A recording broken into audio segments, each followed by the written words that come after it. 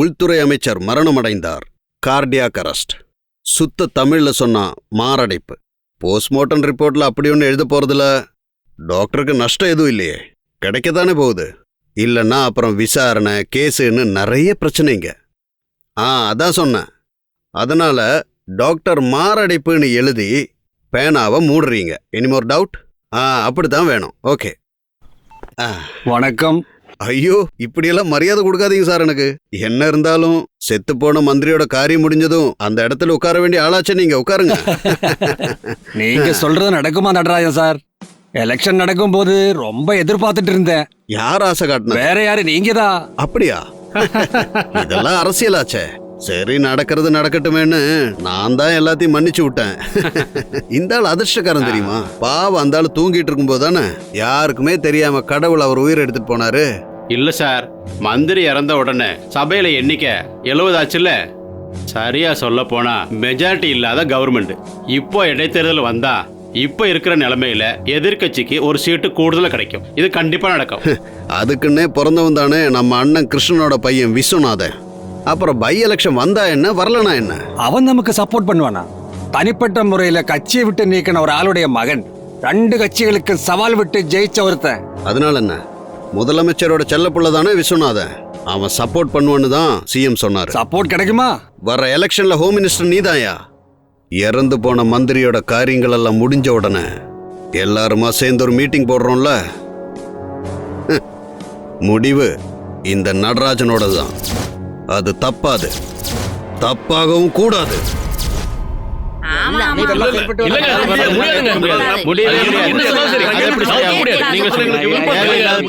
தயவு பண்ணி கொஞ்சம் அமைதியா இருங்க. சார்ட்ட நான் பேசுறேன். சார், இது சரியில்லை சார். இங்க இவ்வளவு பேரு சீனியர்ஸ் எல்லாம் தேர்ந்தெடுக்கும் போது நேற்றுக்கு வந்து அந்த பொடி பையனை அவனை போய் ஹோம் மினிஸ்டர் ஆக்கலாம்னு சொன்னா எப்படி சார்? எங்களை பார்த்தா எப்படி தெரியும் சார்? ஆமா, ஆட்சி போனாலும் பரவாயில்ல, விஸ்வநாதன் ஹோம் மினிஸ்டர் ஆகுறதுல ஒரு மாற்றம் கிடையாது. அவருக்கு என்ன குறைச்சலு? அவரோட சப்போர்ட் இருந்ததுனால தானே நம்ம இப்ப தைரியமா எல்லாருமே பேசுறோம். உண்மை சொல்லுங்க மந்திரி, விஸ்வநாதனை உள்துறை மந்திரி ஆக்கிறதுக்கு கூலிப்படை ஏவி கொலை செஞ்சீங்களா மந்திரி பாலகிருஷ்ணனை? டியர் மிஸ்டர் மினிஸ்டர், நம்ம வார்த்தையில எப்பவும் சுத்தம் இல்லைன்னா அப்புறம் ஒரு சீஃப் மினிஸ்டரா எனக்கு கோவம் வந்து நான் என்ன பண்ணுவேன்னு எனக்கே தெரியாது. அவன் என்னோட அரசியலுக்கு தூண் மாதிரி. அவன் மட்டும் போனா இந்த மந்திரி சபையே கிடையாது. அரசியல் எதிரிங்க கிட்டயும் ரவுடிங்க கிட்டயும் துரோகிங்க கிட்டயும் இந்த ஆட்சி போகாம இருக்கணும்னா விஸ்வநாதனை நம்ம கண்டிப்பா நம்ம பக்கத்துல வச்சுக்கிட்டே தான் ஆகணும். அதுக்கு இன்னொரு காரணமும் இருக்கு. அவனோட அப்பாவையும் அவனையும் நம்ம ரொம்ப ரொம்ப கேவலப்படுத்தி இருக்கோம். அன்னைக்கே திட்டம் போட்டேன். அதனாலதான் அவனை மனப்பூர்வமா ஹோம் மினிஸ்டர் ஆக்கினேன். அந்த வாக்க நான் என்னைக்குமே மாத்த மாட்டேன். நல்லா இருக்கு சார், ரொம்ப நல்லா இருக்கு. அவங்கிட்ட சப்போர்ட் கேட்கலாம். அவன் கண்டிப்பா நமக்கு சப்போர்ட் பண்ணுவான்னு நீங்க சொல்லும் போதே நான் யோசிச்சேன். ஆனா அது இவ்வளவு பெரிய பிரச்சனையாகும் நான் நினைக்கல. ஆனா இந்த பிரச்சனை நீங்க உங்க மனசுக்குள்ளே மூடி வைக்கிறதா நல்லது. நெக்ஸ்ட் ஹோம் மினிஸ்டர் யாருன்னு நம்ம முடிவு பண்ணுவோம். அப்படின்னா நான் கொடுத்த வாக்குக்கு மதிப்பு இருக்கான்னு நானும் கொஞ்சம் யோசிக்கணும். நடராஜ் சார், இது நீங்க ஒத்துக்க கூடாது. அவன் ஒருத்த மட்டும் சப்போர்ட் பண்ணி கட்சி இந்த அளவுக்கு பெருசா வரல. நம்ம கட்சியில 8 பேர் இருக்கோம். அப்படின்னா அந்த 8 பேரையும் சீக்கிரம் தூக்கிடு. நாம மறுபடியும் ரீ எலெக்ஷன் வச்சுக்கலாம். இந்த கட்சியை எப்படி நடத்தணும், என்ன பண்ணணும்னு எனக்கு மட்டும்தான் ரொம்ப நல்லாவே தெரியும். இந்த கட்சியை மத்தவங்க பந்தாட ஒரு நாள் விட மாட்டேன். இறந்து போன முன்னாள் ஹோம் மினிஸ்டர் அவர் இறக்கிறதுக்கு இவங்க என்னென்ன பண்ணாங்கன்னு எனக்கு எல்லாமே தெரியும். இப்போ அதைத்தான் தோண்டி எதிர்கட்சிக்காரங்க குடையறாங்க. இப்போ எலெக்ஷன் மட்டும் வந்துச்சு, அது மட்டும் தான் அவங்களோட துருப்பு சீட்டா அமையும். ஆமா, அவன் ஹார்ட் அட்டாக்ல இறந்த பிறகு முதலமைச்சரோட ஆசைதான விஸ்வநாதன். அவன் தலையிலேயே இருக்கட்டும் அந்த கிரீடம். நம்பிக்கை துரோகம் பண்ணது அவன் அப்பனா இருந்தா தான் என்ன, கொடுக்கட்டும். இவர் ஆசை தீர நிறைய கொடுக்கட்டும் மகனுக்கும். அப்புறம் முதுகுல குத்தும் போதானே அதை அப்ப பாத்துக்கலாம். அவன் பச்சை புள்ள இல்ல, பாவம் பதவியில இருந்துட்டு போட்டோம்.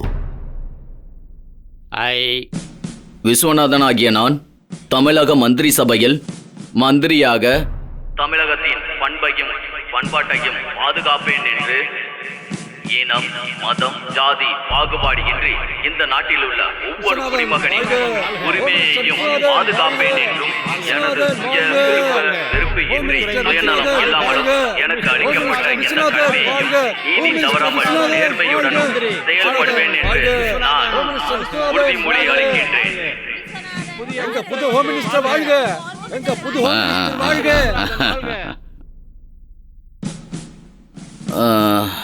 நம்ம சுத்தி வளைக்காம நேரா விஷயத்துக்கு வந்துடலாம். என்னங்க மிஸ்டர் டிஜிபி சார், உட்காருங்க. உங்களுக்கு தெரியாது ஒன்றும் இல்லை. இங்க இருக்கிற சராசரி மனிதனோட முக்கியமான தேவையே அமைதியான வாழ்க்கை தான்.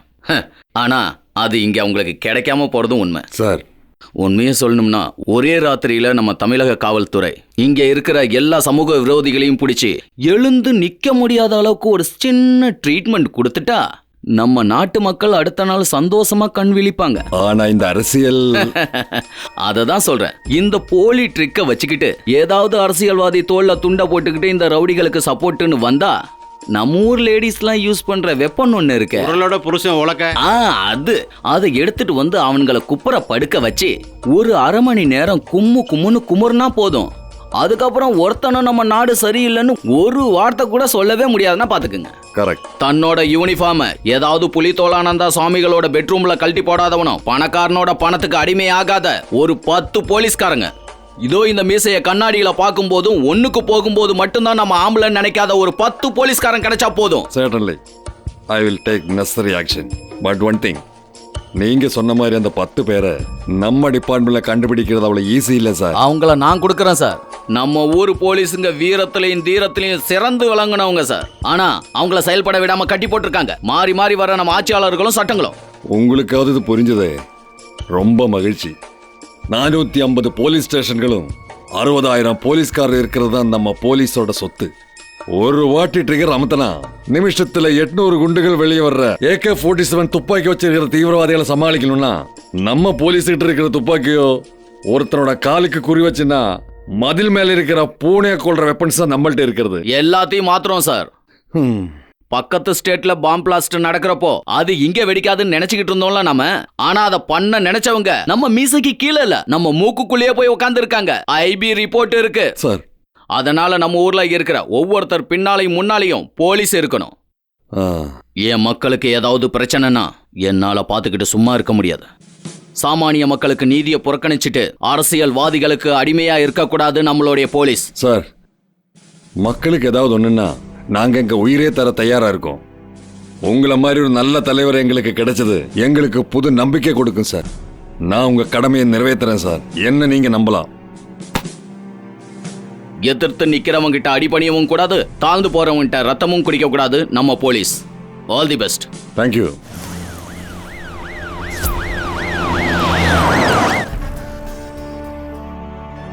பத்திரிகைக்காரங்க ஏதாவது கிடைக்குமான்னு காத்துக்கிட்டு இருக்காங்க. நான் உங்க கூட வர்றதை பார்த்துட்டாங்கன்னா அவங்களுக்கு கொண்டாட்டம் தான். மற்ற மந்திரிகளுக்கெல்லாம் வயிறு எரியும். இங்க இருக்கிற மந்திரிகளுக்கு எஸ்கார்டு போற வண்டிகளோட டீசல் செலவை குறைச்சாலே இங்க இருக்கிற எல்லா ஏழைகளுக்கும் 1 கிலோ அரிசிய வெறும் 1 ரூபாய்க்கு தரலாம். மக்களெல்லாம் பயன்படுத்தி சைரன் போட்டு போற மந்திரியோட கார் என்ன ஆம்புலன்ஸா? ஐயாவோட மகன் கிருஷ்ணன் கார்ல போகும்போது முன்னாடி பின்னாடி பந்தோபஸ்து வேணும் தெரிஞ்சா மேல இருந்து அவரே இறங்கி வந்துருவார் நல்ல பெரம்படி கொடுக்க. கொல்ல வரவன் கண்டிப்பா கொலை பண்ணுவான் சார். ஆனா அவனை எதிர்த்து நிக்கணும்னு முடிவு பண்ணிட்டா நெஞ்ச நிமித்தி திமுரோட வாடான்னு கூப்பிடணும். நிப்பாங்க, நிக்க வைப்பேன். ஹலோ, எஸ் விஸ்வம். நான் தான் நடராஜன். சொல்லுங்க சார். இல்ல நீ பிஸியா இருக்கியா? என்னன்னு சொல்லுங்க. ஆயுள் தண்டனையில இருக்கிற 6-7 வருஷம் முடிஞ்ச கொஞ்சம் பேரை ரிலீஸ் பண்றத பத்தி ஜெயில் ரிவ்யூ கமிட்டியோட ஒரு ரெக்கமெண்டேஷன் ஹோம் மினிஸ்டர் டேபிளுக்கு முன்னாடியே வந்திருந்தது. அவரும் அதுக்கு ஒரு சொல்யூஷன் தராம அப்படியே இழுத்து இல்ல அந்த மாதிரி நேரத்துல தானே அவரும் இறந்து போனாரு. அந்த லிஸ்ட்ல ரிலீஸ் பண்றதுக்கு பாவப்பட்ட ஒரு பையனோட பேரும் இருந்துச்சு. One mister Balasubramaniam. பாலசுப்ரமணியமா? ரொம்ப நல்லவருப்பா. நீ நினைச்சா. நான் இப்பதானே பொறுப்புக்கு வந்திருக்கேன். ஃபைலை பார்த்துட்டு சொல்றேன். என்ன சார் ஆச்சு பாலசுப்ரமணியத்துக்கு? உனக்கு அந்த ஆளு தெரியுமா? தெரியும் சார். அவர் ஒரு தீவிரவாதி. நான் வடக்கு மண்டல ஐஜியா இருக்கும்போது ஒரு இன்சிடென்ட் நடந்துருச்சு. இந்த மாதவனுக்கு டிராஃபிக் இன்சார்ஜ் கொடுத்ததுக்கு அப்புறம் சிட்டி ஃபுல்லா டிராஃபிக் ஜாஸ்தியா இருக்கு. அது வந்து சார் அந்த கான்வென்ட் கிட்ட ரோட டைவர்ட் பண்ணி விட்டுருக்காங்க. அதான் வண்டியெல்லாம் இந்த வழியா போகுது.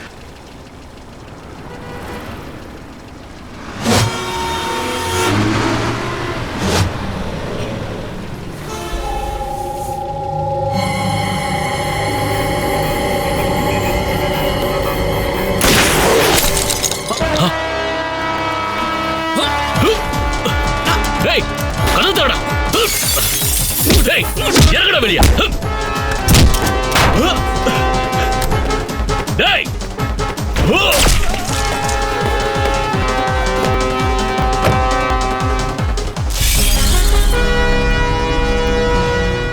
ஆ ஸ்கூலுக்கு போறியா? டிஃபன் சாப்பிட்டியா? டாடா. குட் மார்னிங் ஓடி வா செல்லக்குட்டி, குட் மார்னிங். போய் உட்காரு. போலாமா? அவன் இன்னும் எழுந்திருக்கலையா? மேல உட்காந்துட்டு பேப்பர் படிச்சிட்டு இருக்காரு. சரி சரி, அவன் கீழே வரும்போது பார்க்கலாம். என்ன காலையிலேயே மருமகளும் மாமியாரும் டிஸ்கஸ் பண்றீங்க? சரி, நீ இப்படி பேசாத, கொஞ்சம் பக்கத்துல வா. எதுக்கு? எனக்கு வச்சு விட போறியா? இதெல்லாம் எனக்கு வச்சா நல்லாவாமா இருக்கும்? இன்னைக்கு ஒரு நாளாவது அம்மா சொல்றபடி கேளுங்க. அவங்க உங்களுக்காக தான் காலையிலே கோயில் போயிட்டு வந்திருக்காங்க. ஓ சரி, அம்மா கொண்டு வந்த பிரசாதத்தை அம்மாவே நெத்தியில வச்சு விடட்டும். ம் ம். இன்னைக்கு என்ன விசேஷ நாள்னு தெரியுமா உனக்கு? எல்லா நாளும் எனக்கு ஒரே நாள் தாம்மா. எல்லா நாள் மாதிரி இது ஒரு நாள் இல்ல, இன்னைக்கு உன்னோட பிறந்த நாள். பாரா, அதை நான் மறந்து போயிட்டேம்மா. கங்கா, நீ போய் அந்த ஃபைல் எல்லாம் எடுத்து வை. 9 மணிக்கு எனக்கு ஒரு மீட்டிங் இருக்கு. எப்ப பாரு உங்களுக்கு மீட்டிங் தான் பெருசு. எப்பயாவது வீட்ல இருக்கிறதுக்கு டைம் கிடைக்குமா உங்களுக்கு? சும்மா சொல்றாமா. அது இருக்கட்டும், பிறந்த நாள் அதுமா நான் இப்படி ஸ்டைலா இருக்கேன். நல்லா இருக்கு. யாரும் கண்ணு வைக்க மாட்டாங்க, பயப்படாதீங்க. உன்கிட்ட பல தடவை நான் சொல்லியிருக்கேன், பெரியவங்க பேசும்போது கிண்டல் அடிச்சு பேசக்கூடாதுன்னு. ஷோ விடுறா, ஏன்டா அவள தொந்தரவு பண்ணிட்டே இருக்க? எப்போ எதுக்கு நோக வைக்கிற? ஹோ, நீ மினிஸ்டர் ஆன அப்புறம் ஒரு ஜோக்கு கூட சொல்ல முடியல. ஓவரா இங்க கலைக்காம போய் படிக்கிற வேலையை பாரு. போ, பேயேன். காலை வணக்கம். ஆ, என்ன திடீர்னு பிரச்சனை இருக்கீங்க? நம்ம கடையில் என்ன வேண்டி கிடக்குது? ஃபார்மாலிட்டிஸ், ப்ரோட்டோகால்ஸ் எல்லாம். ஆமாமா, அதுவும் சரிதான். உட்காருங்க. நான் வந்து உன்னோட டைம் வேஸ்ட் பண்ண விரும்பல. கொஞ்ச நாளுக்கு முன்னாடி நான் உங்ககிட்ட ஒரு விஷயம் சொல்லியிருந்தேன். பாலசுப்ரமணியத்தை பத்தி தானே? ஆமா. நீங்க ஏன் இந்த கேஸ்ல இவ்வளவு ஆர்வமா இருக்கீங்க? இல்ல, அவரோட அட்வொகேட் வந்து என்ன கூப்பிட்டு இருந்தாரு. அவனோட பேக் ஹிஸ்டரி வச்சு அட்டம்ப்ட்னு தான் சொன்னாங்க. தீவிரவாதிங்க காசு கொடுத்து வாங்கின ஒரு ட்ரெயினி ஆரம்பம்தான். இந்தியாவையே நடுங்க வச்ச மும்பை டெரர் அட்டாக்ல பிடிக்கப்பட்ட அஜ்மல் கஸ்புக்கும் அதுதான் ஃபர்ஸ்ட் அட்டெம்ப்ட். இது அந்த மாதிரி கேஸ் எல்லாம் இல்ல, ஏமாந்துட்டான். இல்லைன்னா அவனோட நன்னடத்தையை வச்சுக்கிட்டு இப்பவே ரிலீஸ் பண்ணலான்னு ரிவ்யூ கமிட்டி கவர்மெண்ட்டுக்கு ரெக்கமெண்ட் பண்ணுமா? நம்ம பழைய ஹோம் மினிஸ்டர் சைன் பண்ணாம திடீர்னு. சாரி, இந்த விஷயத்துக்காக நடராஜன் சார் என்ன பார்க்க வருவான்னு நான் நினைச்சு கூட பார்க்கல. அவனோட எல்லா டீட்டெயில்ஸும் எனக்கு தெரியும். வேலை இல்லாத இளைஞர்களா தேடி பிடிச்சி தீவிரவாதிகளா மாத்திருக்கான். நம்ம ஊர்ல பிரபலமான இடங்கள்ல பாம் பிளாஸ்ட், மும்பையிலையும் காஷ்மீர்லயும் அசாம்லயும் நடக்கிறது போல அமைதி பூங்காவன தமிழகத்திலையும் நடக்கணும்னு. அதான் அவனோட டார்கெட்டு, அதான் அவனோட லட்சியமும். நம்ம போலீஸோட விசாரணையும் கண்டுபிடிப்பெல்லாம் தான் அது. தெரியும்ல நம்ம போலீஸை பத்தி. திருடனை பிடிக்க சொன்னா ரோட்ல போறவனை பிடிச்சிட்டு வருவாங்க. அதெல்லாம் மாத்த முடியுமா? சார் ப்ளீஸ், இதுக்கு மேல இதை பத்தி பேச வேணாம். நீங்களே போய் அவனோட வக்கீல்கிட்ட இதை சொல்லிடுங்க. எத்தனை பேரை சிபாரிசா அனுப்பினாலும், எத்தனை பேருக்கு பணம் கொடுத்தாலும், என்னதான் இன்ஃப்ளூயன்ஸ் பண்ணி எழுதின ரிவ்யூ ரிப்போர்ட்டாக இருந்தாலும் அந்த ரிப்போர்ட்ல இந்த உள்துறை அமைச்சர் விஸ்வநாதனோட கையெழுத்து இருக்காது. So please. வெளியே போற வழி எனக்கு தெரியும் மினிஸ்டர் விஸ்வநாதன். அதை தெரியாதவங்களுக்கு நிறைய வாட்டி சொல்லி கொடுத்துருக்கேன் இந்த நடராஜன். புரிஞ்சிருக்குமே. வரேன். வச்சு தேவைப்பட்டா கேட்டு தெரிஞ்சுக்கிறான் அந்த வழியை. இல்லைன்னா திடீர்னு ஹார்ட் அட்டாக் வந்துருச்சுன்னா, மெடிக்கல் சயின்ஸ்ல சொல்லணும்னா கார்டியாக் அரெஸ்ட்.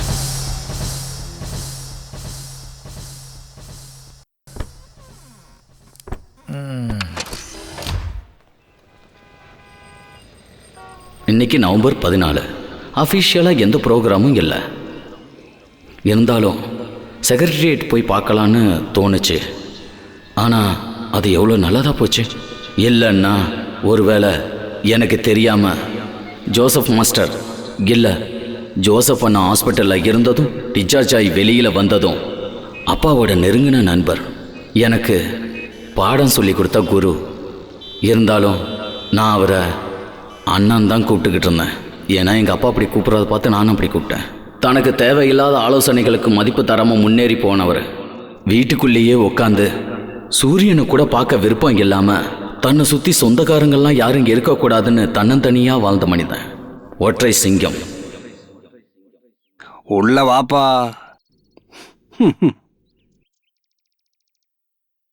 மினிஸ்டருக்கு பேச டைம் இருந்தா பேசலாம்.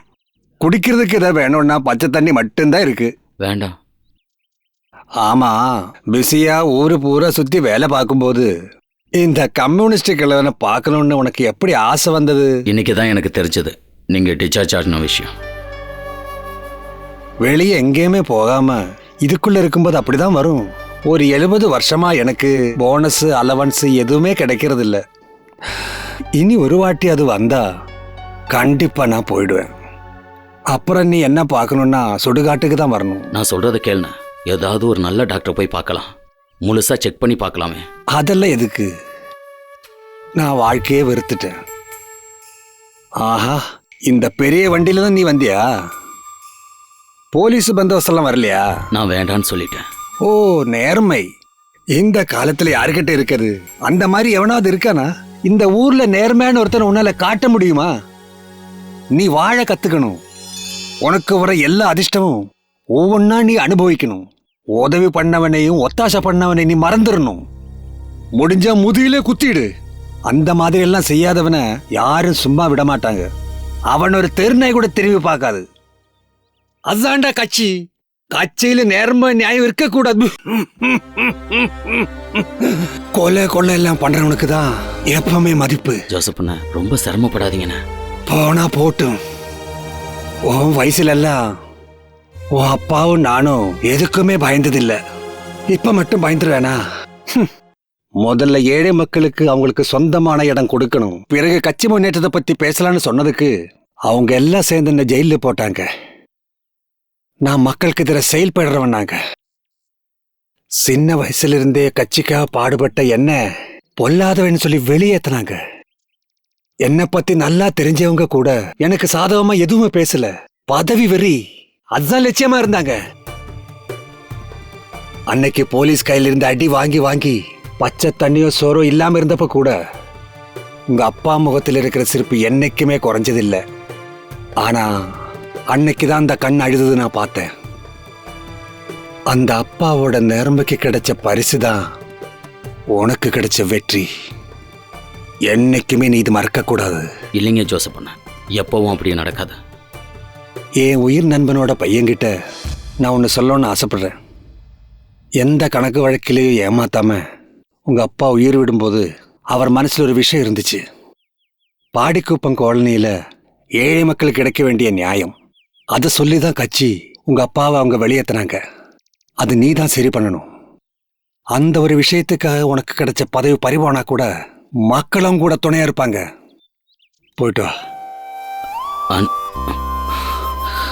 நான் வந்து பார்க்க லேட் ஆயிடுச்சு. எல்லா விஷயம் எனக்கு நல்லா தெரியும். இப்பவாது என்ன பார்க்க வந்தியே. நான் எப்பவும் இங்கதான் இருப்பேன். எனக்கு இன்னும் நிறைய எழுத வேண்டி இருக்கு. இந்த வாடகை வீடு விட்டு நான் எங்கும் போக மாட்டேன். அப்புறம் நான் போயிட்டு வாப்பா.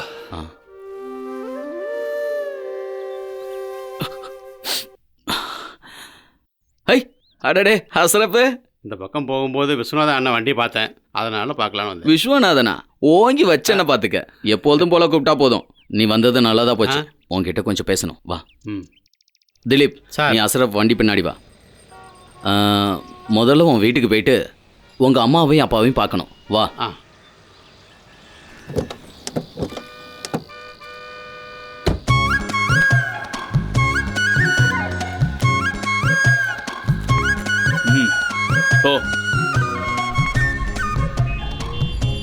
போலீஸ் செக்கிங் நடக்குது.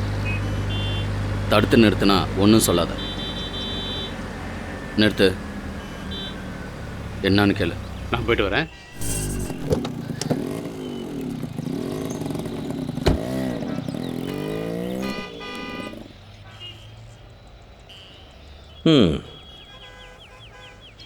இன்னையோட இந்த இன்சூரன்ஸ் முடியுதே. இன்னைக்கு மிட் நைட் வரைக்கும் இருக்கு சார். நாளைக்கு அடிச்சுக்கிறேன். நாளைக்கு நீ கட்டுவன்னு என்ன நிச்சயம்? இது என்ன கேள்வி சார்? ஒரு 5-10 கொடுத்துட்டு போப்பா சீக்கிரம். லஞ்சமாக கொடுக்கணுமா? என்ன பார்த்தா நக்கலா இருக்கா? இன்னைக்கு மிட் நைட் வரைக்கும் வண்டி ஓடுறதுக்கு ரைட்ஸ் இருக்கு சார். அப்புறம் நான் இதுக்கு உங்களுக்கு காசு தரணும். போலீஸ்கிட்டே வாக்குவாதம் பண்றியா?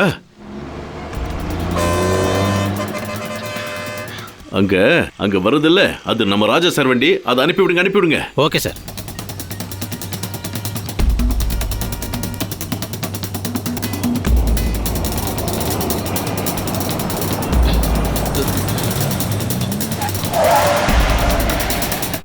எவ்வளவு தைரியம் உனக்கு? இறங்கி வாடா வெளியில. ஐயோ சார். வேண்டாம். நேர்மை இல்லாத போலீஸ்காரன் இந்த விஸ்வநாதனுக்கு சல்யூட் வைக்க கூடாது. சார் அது வந்து காக்கி சட்டையை போட்டுக்கிட்டு நடு ரோட்ல நின்னு பிச்சை எடுக்கிற நீ இந்த சாராய லாரிக்கு பாதுகாப்பா அனுப்பி வைக்கிற? அது வந்து சார். ஒன்ன மாதிரி இருக்கிற போலீஸ்காரனால தானே பொதுமக்களுக்கு போலீஸ் மேலேயே நம்பிக்கை இல்லாம போச்சு. சார் மன்னிச்சிருங்க சார். மன்னிக்க மாட்டேன், மன்னிக்கவே மாட்டேன் உன்னை. இதுக்கு பரிசா இந்த கலைச்சர் எஸ்ஐ ராதாகிருஷ்ணன் கொஞ்ச நாள் வீட்டுல உட்காந்து 10 பாத்திரம் தேய். தப்ப தடுக்க தான் கைய நீட்டணும், பிச்சை எடுக்க இல்ல. இப்ப இந்த வண்டி எங்க போகணும் தெரியுமா? தெரியும் சார். அத செய். Yes sir. அஸ்ரப், இந்த வரேன் சார்.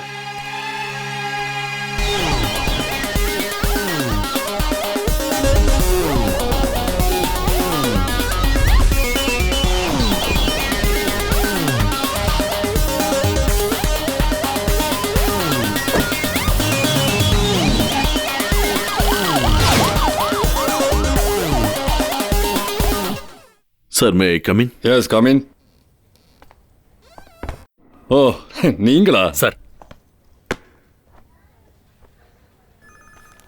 ஷார்ப்பா 10:30க்கு ஜாயின் பண்ணணும்னு நினைச்சேன். அந்த சிட்டில டிராஃபிக் கொஞ்சம். அதுக்கு பஞ்சம் இல்லை. நம்ம ஜனங்க ரொம்ப கஷ்டப்படுறது டிராஃபிக்ல தான், தெரியும்ல சார். ஒரு வழியா நம்ம இடத்துக்கு வந்துட்டீங்க, சந்தோஷம் தானே? கரெக்ட். நல்ல திறமையான 10 போலீஸ்காரங்களை பத்தி மினிஸ்டர் சொன்ன போது எனக்கு நல்லா புரிஞ்சது அதுல ஒரு ஆள் நீங்க தான் இருக்குன்னு. உட்காருங்க. அது இருக்கட்டும், போன மந்திரி சபையில் உங்களை வச்சுட்டு நல்லா பந்தாடுறாங்களே. கும்பகோணத்துல இருந்து காரைக்குடி, காரைக்குடியில இருந்து கும்பகோணம், என்னத்த சொல்றது? கும்பகோணமோ காரைக்குடியோ நான் இப்போ காந்தகார் போறது கூட ரெடி சார். எனக்கு என்னைக்கு வேண்டான்னு தோணுதோ அன்னைக்கு இந்த யூனிஃபார்மை கட்டி வச்சிருவேன் சார். அப்புறம் சார் நான் உங்ககிட்ட ஒரு விஷயம் கேட்கணும். அந்த மினிஸ்டர் மேட்ரு தான் சார். பரவாயில்ல, எதா இருந்தாலும் நல்லதுக்கு தான். நீங்க சார்ஜ் எடுத்த உடனே உங்களை வந்து பார்க்க சொல்லியிருக்காரு. கண்டிப்பா sir. Anyway all the best. Thank you sir. Thank you. ஆஹா, ஹாய். நீங்களா? அம்மா வாங்க, உள்ள வாங்க. யார் வந்திருக்கான்னு பாருங்க. நீயா? எவ்வளவு நாளாச்சு உன்னை பார்த்து. எங்களை மாதிரி ஒழுங்கா டியூட்டி பாக்குறவங்களோ இந்த கவர்மெண்ட் எங்கம்மா ஒரே இடத்துல ஒழுங்கா உட்கார விடுது? அடிக்கடி டிரான்ஸ்ஃபர் தான். சரி சார் எங்க? அவன் ரூம்ல இருக்கான். நீ என்ன பண்றேன்னா இன்னைக்கு சாப்பிட்டு தான் போற? இல்லம்மா இன்னைக்கு முடியாதுமா, ஒரு அர்ஜென்ட்டா என்ன பார்க்கணும்னு சொன்னாரு, அதான் வந்தேன். ஓஹோ, அப்ப அவர் சொன்னா மட்டும் தான் நீங்க இங்க வருவீங்க, அப்படிதானே? அப்படிலாம் இல்லம்மா, நான் இங்க தானே இருக்கேன். இன்னொரு நாள் வந்து சாப்பிட்டா போச்சு. இந்த மாதிரி ஓசி சாப்பாடுலாம் போலீஸ்காரன் சாப்பிடக்கூடாது. நீ என்ன கேட்ட? என் கூட படிச்ச பழைய விஸ்வநாதன் தானே கேட்ட? நான் இங்க ஹோம் மினிஸ்டர்ரா. ஐயோ சாரி சார், யாருமே என்கிட்ட சொல்ல சார். உண்மையாவும் பேப்பர் படிக்க தெரியாது. அம்மா இவன் சாப்பிட்டு தான் போவான், ரெடி பண்ணுங்க. வாடா சார். உட்கார். என்னடா? உனக்கு சல்யூட் பண்ணணும்னு எனக்கு ஆசையா இருக்குடா. இது எனக்கு பெருமையான விஷயம்டா. நம்மளோட காலேஜ் டைம்ல மரத்தடியில உட்காந்து பேசும்போது நீ என்கிட்ட சொல்லியிருக்கல நான் ஒரு கலெக்டர் ஆகணும்னு. அப்ப நீ போலீஸ் ஆகணும்னு சொன்னல?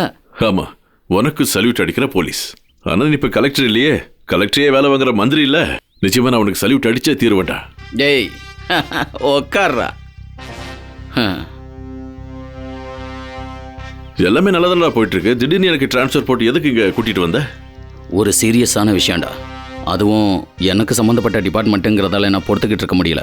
சென்ட்ரல் ஜெயில மையமாக வச்சு சில செயல்கள் நடக்குது. அதுக்கு சம்மந்தப்பட்ட குற்றவாளிகளோட ரிப்போர்ட் எனக்கு கிடைச்சிருக்கு. இதெல்லாம் பீகார்லாம் நடந்தால் தான் நம்ம படிச்சிருக்கோம். ஆனால் அது இப்போ இங்கேயும் நடக்குது. என்னால் இதை நம்பவே முடியல, ஆனால் நம்பி தான் ஆகணும். நம்ம ஜெயிலில் இருக்கிற சில அதிகாரிகளோட உதவியோட ராத்திரி நேரத்தில் கொடூர குற்றவாளிகள் வெளியில் போய் கொலைகள் பண்ணிக்கிட்டு இருக்காங்க. இதில் இரட்டை ஆயுள் தண்டனை பெற்ற குற்றவாளிகளும் தூக்கு தண்டனை கைதியும் சம்மந்தப்பட்டிருக்கதான் நியூஸ் வந்திருக்கு. ராத்திரி லோக்கல் ரவுடிகளோட சேர்ந்து வேலைகள்லாம் முடிச்சுட்டு இவங்க விடிகிறதுக்குள்ளே உள்ளே வந்துடுறாங்க. முடிவு கட்டணும், கண்டிப்பாக கட்டியாகணும். இந்த மாதிரி ஒரு சிச்சுவேஷனில் உன்னோட ஆர்டரை நிறைவேற்றுறதுக்கு எத்தனையோ போலீஸ்காரங்க நம்ம டிபார்ட்மெண்ட்டில் இருக்காங்க. ஆனால் கிரிமினல்ஸோட சேர்ந்து அட்டூழியம் பண்ணுற எத்தனையோ பேருக்கு சல்யூட் பண்ணுற நிலைமையில தாண்டா நாங்கள் இருக்கோம். இனி எப்பவும் இந்த மாதிரி நிலைமை உனக்கு வராது. நாட்டு மக்களோட நிம்மதியை கெடுக்கிற எவனும் நிம்மதியாக வாழ முடியாது.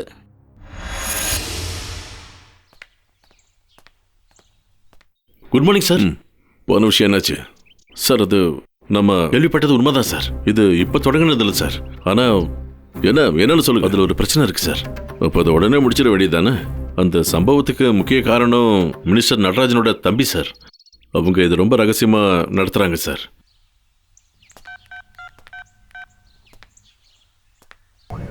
Hello hello,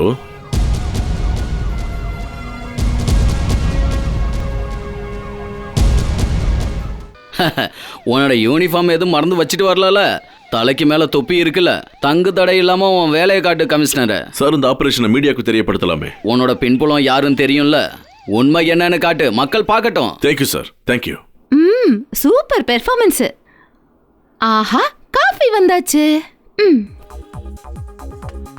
happy birthday to you, happy birthday to you, happy birthday dear Alina, happy birthday to you.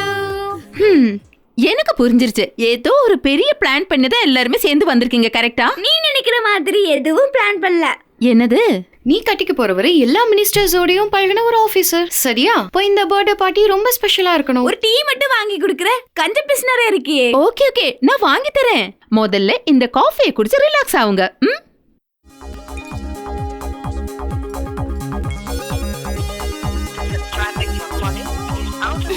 என்னாச்சு, லைன் போகலையா? லைன் எப்படி கிடைக்கும்? அவர் பெரிய ஆளு, அவர் ரொம்ப பிஸியா இருப்பாரு. நீ தான் காத்துக்கிட்டே இருக்கணும். போடி. ஹாய். நீங்களா? இப்போ எங்க இருக்கீங்க? இப்போ வந்துடுறேன். நிறைய வாட்டி கால் பண்ண, லைனே போக மாட்டேங்குது. என்னாச்சு? இன்னைக்கு என்ன நாளுன்னு உங்களுக்கு தெரியுமா? நீ மறந்தாலும் அதை நான் மறப்பேனா? இதோ உன்னை பார்க்க தான் நான் வந்துகிட்டு இருக்கேன். ஏய், நீ அடுத்த வெள்ளிக்கிழமை தானே வரேன்னு சொன்னேன். ஏய் லூசு, என்ன ஏமாத்திரியா நீ? நான் இந்த சிட்டில தான் இருக்கேன். வாட்? இன்னைக்கு காலையில தான் சார்ஜ் எடுத்துக்கிட்டேன். எங்க இருக்க நீ? நான் உடனே உன்னை பார்க்கணும். என்னது? நீ நினைச்சப்பெல்லாம் பாக்குறதுக்கு இந்த இக்பால் ஐபிஎஸ் என்ன சாதாரண ஆளுன்னு நினைச்சியா? சரி சரி, டியூட்டி முடிச்சதுக்கு அப்புறம் எனக்கு ஃப்ரீயா கால் பண்ணுங்க. ஓகே. அப்புறம் உனக்கு பர்த்டே கிஃப்டா நான் ஒரு சர்ப்ரைஸ் வச்சிருக்கேன். என்னது? என்னது? அதை சீக்கிரம் சொல்லுங்க. உன்னோட சேனல் கேமரா எடுத்துக்கிட்டு நான் சொல்ற இடத்துக்கு வந்துரு. உன் சேனலுக்கு ஒரு ஹாட்டான நியூஸ் காத்துக்கிட்டு இருக்கு. Okay okay dear. Sorry friends, எனக்கு ஒரு முக்கியமான வேலை வந்துருச்சு. நான் இப்பவே இங்கிருந்து கிளம்பணும். எனக்கு பர்த்டே கிஃப்ட் ரெடியா இருக்கு. அது வாங்குறதுக்கு நான் உடனே இங்கிருந்து கிளம்ப போறேன். ஓகே, அப்புறம் நம்ம மீட் பண்ணலாம்.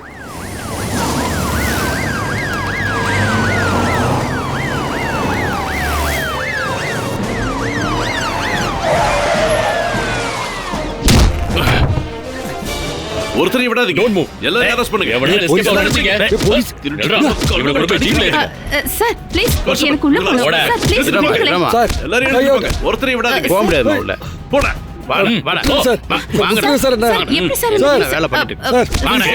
தீவிரவாதத்துக்கும் பயங்கரவாதத்துக்கும் எதிரா இந்தியா தீவிரமா போராடும் என்று பிரைம் மினிஸ்டர் அறிவித்துள்ளார்.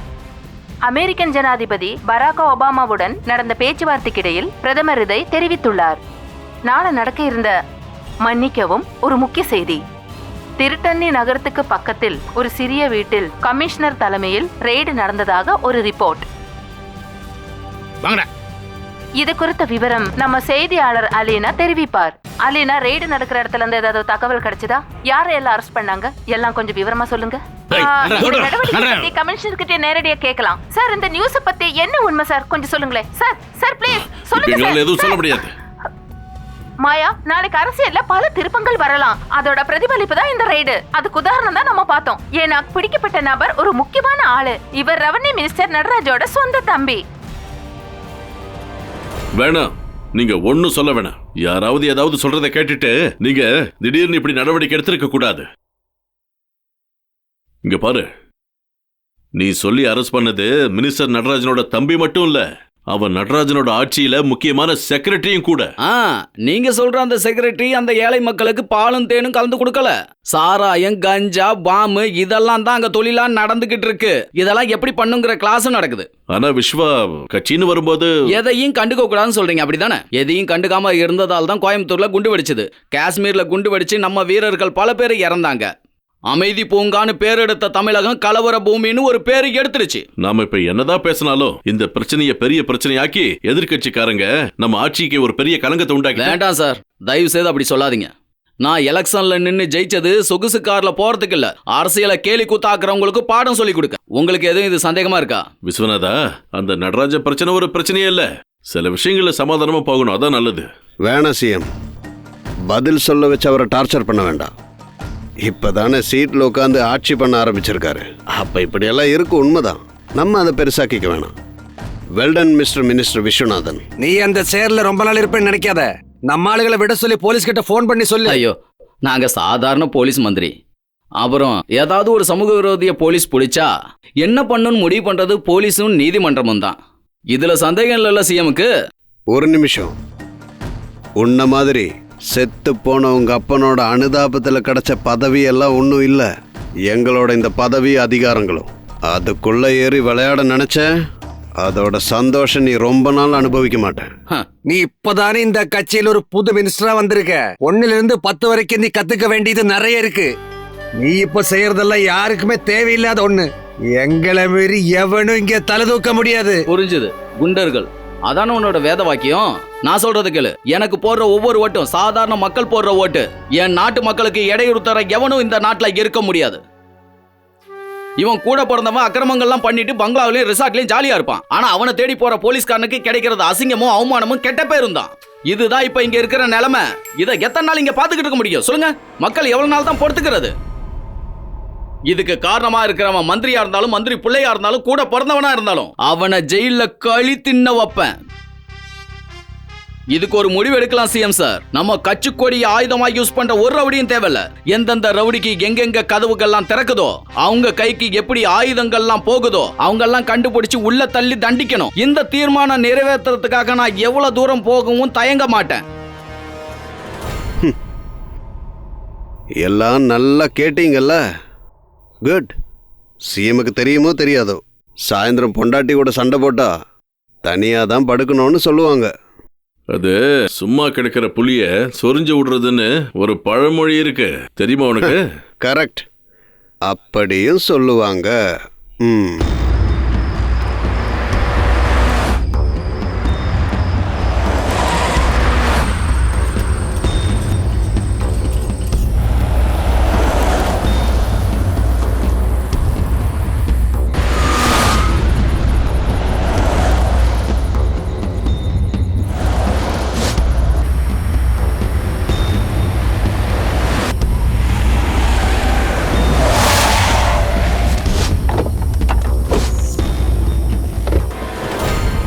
கொஞ்சம் கீழே இறங்க. இந்த வண்டியை நாங்கள் செக் பண்ணோம். எதுக்கு சார்? எதுக்குன்னு சொன்னதா இறங்குவீங்களோ? அப்பாவுக்கு உடம்பு சரியில்லை, ஆஸ்பத்திரி கொண்டு போகிறோம். அப்படியா? எந்த ஹாஸ்பிட்டலுக்கு எந்த வழியாக கூட்டிகிட்டு போகிறீங்க? அது வந்து சிட்டி ஆஸ்பத்திரிக்கு சார். இந்த நடுக்காட்டுக்குள்ள சிட்டி ஹாஸ்பிட்டலா?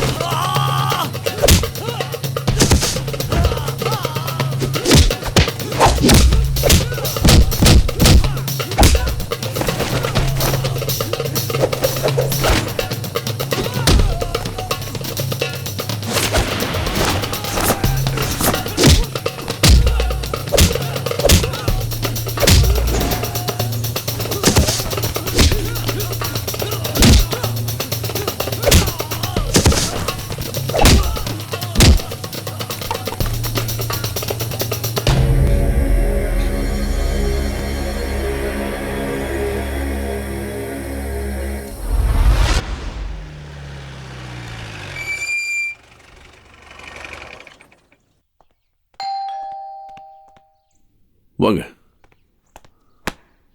உட்காருங்க. இப்போ எப்படி இருக்கு சார்? இப்போ ஒன்றும் பிரச்சனை இல்லை. டீ காஃபி ஏதாவது? வேண்டாம் சார், இப்போ தான் நான் குடிச்சிட்டு வந்தேன். சரி, இந்த கேஸை பற்றின அப்டேட்ஸ் ஏதாவது? சார், விஜயகுமாரை ஜெயிலிருந்து நம்ம கஸ்டடியில் எடுக்கிறதுக்கு கோர்ட் ஆர்டர் வாங்கியிருக்கேன். குட்.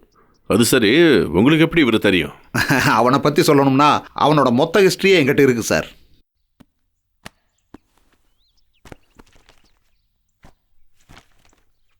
பத்தாம் கிளாஸ்லேருந்து பிஜி வரைக்கும் ஸ்டேட் லெவல் ரேங்க் ஹோல்டர்.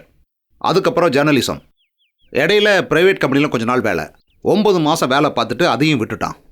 அதுக்கப்புறம் இங்கே இருக்கிற கிறிஸ்டின் காலேஜில் பார்ட் டைம் லெக்சர் 1.5 வருஷம். அப்புறம் மும்பையிலிருந்து பப்ளிஷ் ஆகிற மைண்ட் மிரரில் ஒரு 2 வருஷம் கூட ஆகலை. சீஃப் எடிட்டர் கூட தகராறு. அதுக்கு அவங்க கேஸ் ஃபைல் பண்ணலை. ஆனால் ஒரு கண்டிஷன் போட்டாங்க, மும்பையை விட்டு போயிடணும்னு சொல்லி. அங்கே அவனுக்கு ஒரு கெட்ட பழக்கம் ஆரம்பிச்சுது, ட்ரக்ஸ்.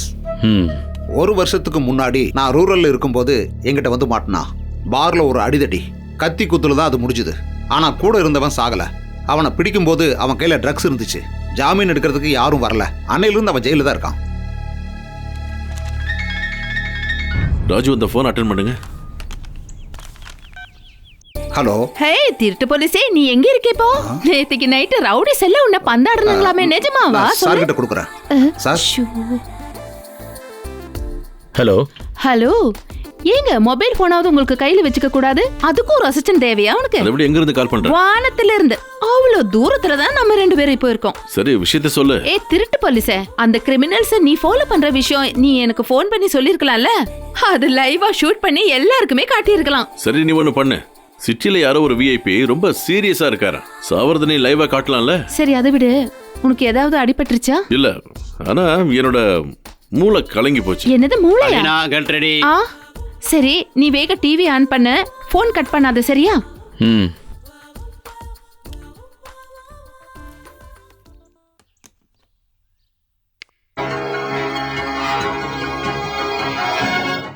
வணக்கம், நான் அலீனா ஆண்டனி. தலைப்புச் செய்திகள். சிட்டி போலீஸ் கமிஷனர் தலைமையில் நேத்திக்கு நடந்த ரெய்டுல 2 குற்றவாளிகள் மீது போலீஸ் நடத்தின தாக்குதலை பத்தி சிட்டி பியூரோ ரிப்போர்ட் பண்ணிருக்கு. கொள்ளை குற்றங்களில் சம்பந்தப்பட்ட குற்றவாளிகள் போலீஸ் பிடியிலிருந்து இவர்கள் தப்பியதாக ரிப்போர்ட் இருக்கு. இத பத்தி தகவல் சொல்றதுக்கு கமிஷனர் இப்ப லைன்ல இருக்காரு. Commissioner sir, please. Commissioner mister eco, sorry mister Iqbal, நான் இப்ப இங்க பேசுறது நீங்க கேட்டிருப்பீங்க. இத பத்தின கருத்துக்கள் என்னன்னு சொல்லுங்க சார். அடிபட்டுச்சா உங்களுக்கு? பேச முடியாம உங்களுக்கு நல்ல அடிபட்டிருக்குன்னு தான் நீங்க சொல்ல வரீங்களா சார்? சாரி, வியூவர்ஸ்க்கு என்ன சொல்ல போறீங்க? உங்களுக்கு எப்படி இந்த விஷயம் தெரிஞ்சது? பிரஸுக்கு தெரியப்படுத்துற எந்த விஷயமா இருந்தாலும் அத டிபார்ட்மெண்ட்ல ஒரு ஷெல் இருக்கு, அவங்க தெரியப்படுத்துவாங்க. மன்னிக்கணும், அவரு போன் கட் பண்ணாரா இல்லனா லைன் கட் ஆச்சான்னு தெரியல. எதா இருந்தாலும் அவர் இப்ப கோவத்துல இருக்காருன்னு தான் நம்ம நினைக்கணும். இனி வர நியூஸுக்கு முன்னாடி சின்ன ஒரு பிரேக். சார், இவன் ட்ரக்ஸும் தண்ணியும் போட்டிருக்கா. குடிச்சு சுயநினைவு இல்லாம படுத்திருக்கான். இவனை எப்படிதான் கோர்ட்டு கூட்டிட்டு போவீங்க? அது தெரியாதா? Liquor always pick the truth. தண்ணி அடிச்சவன் உண்மையை தான் பேசுவான். அப்படி பார்த்தா எல்லா குற்றவாளிகளும் பாருக்கு கூட்டு போய் குடிக்க வச்சா போதுமே சார். உண்மை அப்படியே கொட்டிடுவாங்களே. போதும், அதிகமா பேச வேண்டாம். கோர்ட் ஆர்டரை மதிச்சா போதும். சரி சார், தொடங்க.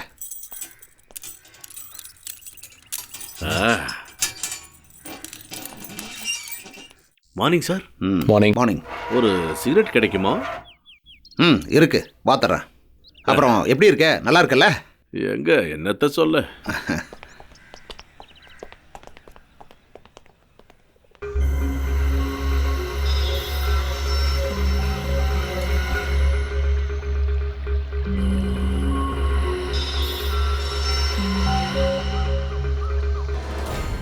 உங்களுக்கு இன்னும் எத்தனை வருஷம் சர்வீஸ்? 3 வருஷம் தான் சார் இருக்கு. சர்வீஸ்ல நீங்க பண்ண நல்ல விஷயத்துக்கெல்லாம் நிச்சயமா உங்களுக்கு நல்ல அவார்டு கிடைக்கும். அதுக்கான நேரம் உங்களுக்கு வந்துருச்சு.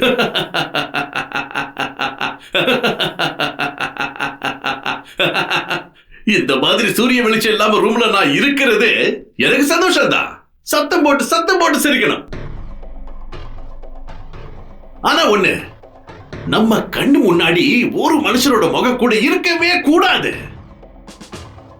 அதுக்காக நாம கை கொட்டி சிரிக்கலாம். எனிவே, உங்க கேள்வி கேளுங்க. இங்கெல்லாம் சிகரெட் குடிக்க கூடாது. 2 ரூபாய் கொடுத்து 3 ரூபாய் கொடுத்து ஒரு சிகரெட் வாங்குறவனுக்கு இப்ப 300 ரூபாயில இருந்து 500 ரூபாய் வரைக்கும் நான் கொடுக்கணும். அப்போ இது என்ன நியாயம்? எல்லாமே தப்பு. அந்த உற்பத்தி பண்றவனுக்கும் விக்கிறவனுக்கும் 3000 கோடி ரூபாய் லாபம். ஒரு முதுகெலும்புள்ள மினிஸ்டர் இங்க இருந்தா இது எல்லாத்தையும் கட்டுப்படுத்த சொல்லு பாப்போம். அப்ப நான் ஒத்துக்கிறேன். ஓ சாரி, நான் உண்மையை சொல்லிட்டேன்ல. என்ன அடிங்க. நீங்க அடிக்கிறதும் நாங்க வாங்குறதும் அதான விதி. மிஸ்டர் விஜய், நாங்க உங்களை இங்க கூட்டிட்டு வந்ததுக்கு உங்களை அடிக்கவோ துன்புறுத்தவோ இல்ல. எங்க டிபார்ட்மெண்ட்டுக்கு உங்களோட உதவி தேவைப்படுது. ஏய், சிரிக்காத. ஓ சாரி.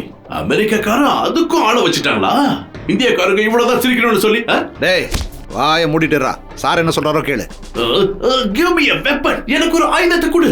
அது இருந்தாதான் நான் ஒருத்தனை கொல்ல முடியும். அதுக்கப்புறம் எனக்கு எந்த பிரச்சனையும் இல்ல. ஏய், இப்ப நீ தெளிவா தான் இருக்க. வேணா என்கிட்ட அடி வாங்கி சாகாத. Relax. Take a deep breath. Okay, உனக்கு தெரிஞ்ச விஷயங்களை நீ சொல்லிட்டேன்னா எங்க வேலை ஈஸியா முடிஞ்சிடும். அதாவது நீ இருக்கிற செல்லுல இருந்து சில பேர் ராத்திரி ஆனா வெளியில போறாங்க, ரைட்? ஓகே, அவனை நான் ஒரு கௌரவமா எப்பவும் பார்த்துக்கிட்டே இருப்பேன். அவங்க வெளியில வந்ததுக்கு அப்புறம் மறாவது நாள் நான் பேப்பரை படிச்சா எவ்வளவு இன்ட்ரெஸ்டா இருக்கும் தெரியுமா? வெட்டிய தலையும் வெடிச்ச பாம்புகளோட எண்ணிக்கையும் கை கால்களை துண்டாக்கி போட்டதும், yes, that is the truth, the naked truth. ஒண்ணும் இல்லாதவங்களோட தலைக்கு இப்போ நல்ல மார்க்கெட். ஒரு தலைக்கு ₹1,00,000 கூட கிடைக்கும். உயிரோட இருக்கும்போது மதிப்பே இல்லாத ஒரு மனுஷனோட தலைக்கு ₹1,00,000 கிடைக்கும்னா இட் இஸ் குட் ஒர்க். சரிதான் இன்ஸ்பெக்டர்?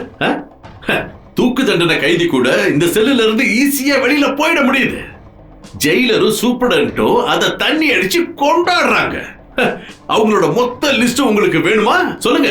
ஷேகர், ஆண்டனி, ஜாஃபர், இப்ராஹிம், கரீம் வேணுமா? இன்னும் வேணுமா? How much you want? Okay relax. Look, இந்த போன்ல ஏங்கிற பேர்ல ஒரே ஒரு நம்பர் மட்டும் தான் சேவ் பண்ணி வச்சிருக்கேன். நீ அதை டயல் பண்ணா எனக்கு அந்த கால் வரும். ராத்திரி நேரத்தில் யாராவது செல்ல திறந்து வெளியில போனாங்கன்னா நீ அந்த தகவலை எனக்கு சொல்லணும். அப்புறம் இன்னொரு விஷயம், ஜெயிலுக்குள்ள இது அலோடு இல்லைல்ல, பார்த்து கேர்ஃபுல்லா இருக்கணும். இதுக்கு எனக்கு என்ன வேணும்? எனக்கு மரண தண்டனை வேணும். இனிமே நான் மனுஷங்களோட முகத்தை பார்க்காம இருக்கிறதுக்காக எனக்கு மரண தண்டனை வேணும். தெரியுமா?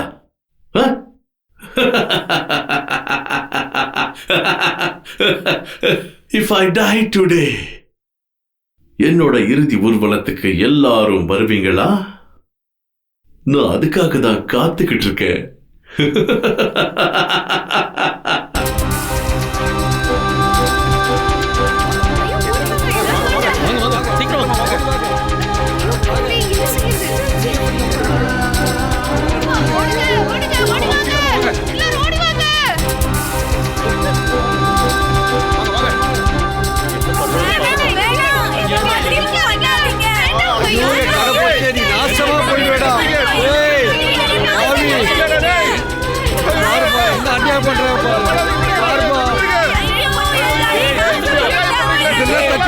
யாருமே இல்லையா?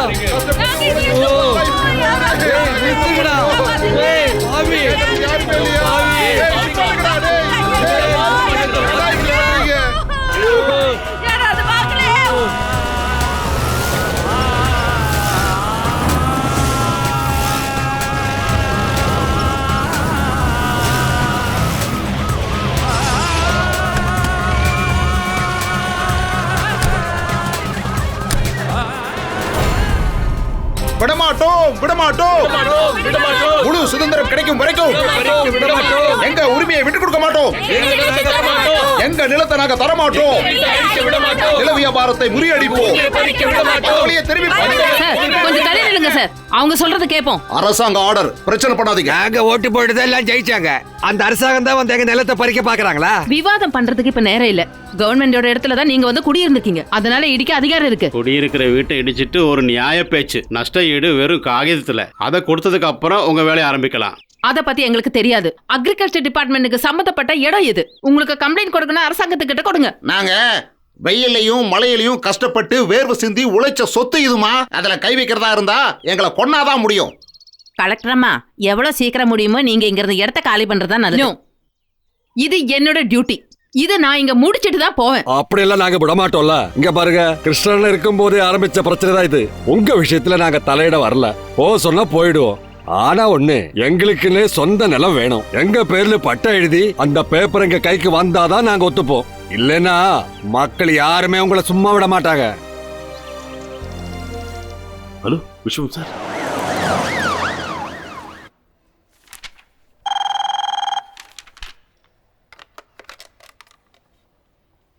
சொல்லு. ஓஹோ, ஐயோ வேணாம். திடீர்னு போய் நின்று அட்டாக் பண்ணாதீங்க. ஒரு தடவை சாஃப்டா கொஞ்சம் பேசி பாருங்க. அப்பவும் கேட்கலனா இந்த லா அண்ட் ஆர்டர்லாம் எப்படி நடத்தணும்னு நான் சொல்லி தர வேண்டியதில்ல. சாம்பிளுக்கு 2 தடவை மேல சுடுங்க. அதுக்கப்புறம் பாவப்பட்ட மக்களோட நெஞ்ச மிதிக்க போறியா? மிஸ்டர் விஸ்வநாதன். ஆமா, நானே தான். மரியாதையா அந்த கலெக்டர் அங்கிருந்து வெளில வர சொல்லு. இது கவர்மெண்டோட முடிவு, கண்டிப்பா நடக்கும். அந்த தீர்மானத்தை உடனே மாத்தணும். 5 சென்ட் இழந்தவனும் 1 சென்ட் கூட வாங்க முடியாத பிச்சைக்காரனும் அங்க இருந்துகிட்டு இருக்காங்க. அவங்களெல்லாம் அங்கிருந்து விரட்டிட்டு உங்க கனவு கோட்டை நீங்க கட்டணும்னு நினைச்சீங்கன்னா தடுப்பேன். எந்த தடைகள் வந்தாலும் சரி. அப்ப மினிஸ்டர் வேலையை ரிசைன் பண்ணிட்டு கிளம்புங்க. அப்புறம் அவங்க முன்னாடி போய் நின்று கோஷம் போடு. அரசியல்வாதிங்க இல்லைன்னாலும் ரோட்டுக்கு வந்துதான் ஆகணும். நீ இனிமே அங்க போய் வீரத்தை காட்டு. ரெவன்யூ டிபார்ட்மெண்ட் என்னோடதுன்னா அந்த சேர்ல நான் இருக்கிற வரைக்கும் காலி பண்ண சொல்லி நோட்டீஸ் கொடுத்த ஒரு குடிசை கூட நாளைக்கு அந்த காலனிக்குள்ள இருக்கவே இருக்காது. கலெக்டர் மீரா தேவிக்கு கனெக்ட் பண்ணுங்க. ஹ, இந்த சீனெல்லாம் என்கிட்ட போடாதப்பா. நாளைக்கு இந்த சீட்ல நீ இருப்பேங்கிறது உறுதி இல்ல தலைவர். அப்புறம் எதுக்கு இந்த ஆட்டெல்லாம் போடுற? அங்க வசதியான வாழ்றதுக்கான இடம் கிடையாது. அது வேணும்னா அவனை போய் சரிச்சு பாரு. டேய், என்ன சந்தேகமா இருக்கா? சாரு இதுக்கு முன்னாடி செஞ்ச வேலை தானே. மக்களுக்கு தொல்லை கொடுத்துக்கிட்டு இருந்தவன இப்போ புடிச்சு கவர்மெண்ட் விருந்தாளிய ஜெயில இருக்கான்ல, அவனை தட்டி கொடுத்து வாங்கின விஷயங்கள் எல்லாத்தையும் சேர்த்து ஒரு பெட்டியில பத்திரமா நாங்க எல்லாரும் வச்சிருக்கோம். அதுல ஒரு சில நீங்க செஞ்ச அழகான லீலைகளும் இருக்கு. எனக்கும் கமிஷனருக்கும் தெரியாத சில விஷயங்களும் அதுல இருக்கு. இப்போ உனக்கு ஒரே ஒரு ஆப்ஷன் தான் இருக்கு. உன்னோட லீலைகள் நியூஸா வரணுமா இல்ல ஏழை மக்களுக்கு இடம் கிடைச்சிச்சு நியூஸா வரணுமான்னு நீ தான் முடிவு பண்ணணும். நீ என்ன பிளாக்மெயில் பண்றியா? கண்டுபிடிச்சிட்ட? இது கூட நான் செய்யலன்னா நண்பா இவ்வளவு விஷயங்கள் நான் அமைதியா நடத்த முடியும். அதனால புத்திசாலித்தனமா யோசிச்சு நல்ல முடிவா எடுக்கலன்னா உன்னோட ரியாலிட்டி ஷோவை மக்கள் எல்லாரும் பார்த்து சந்தோஷப்படுவாங்க. வரட்டுமா?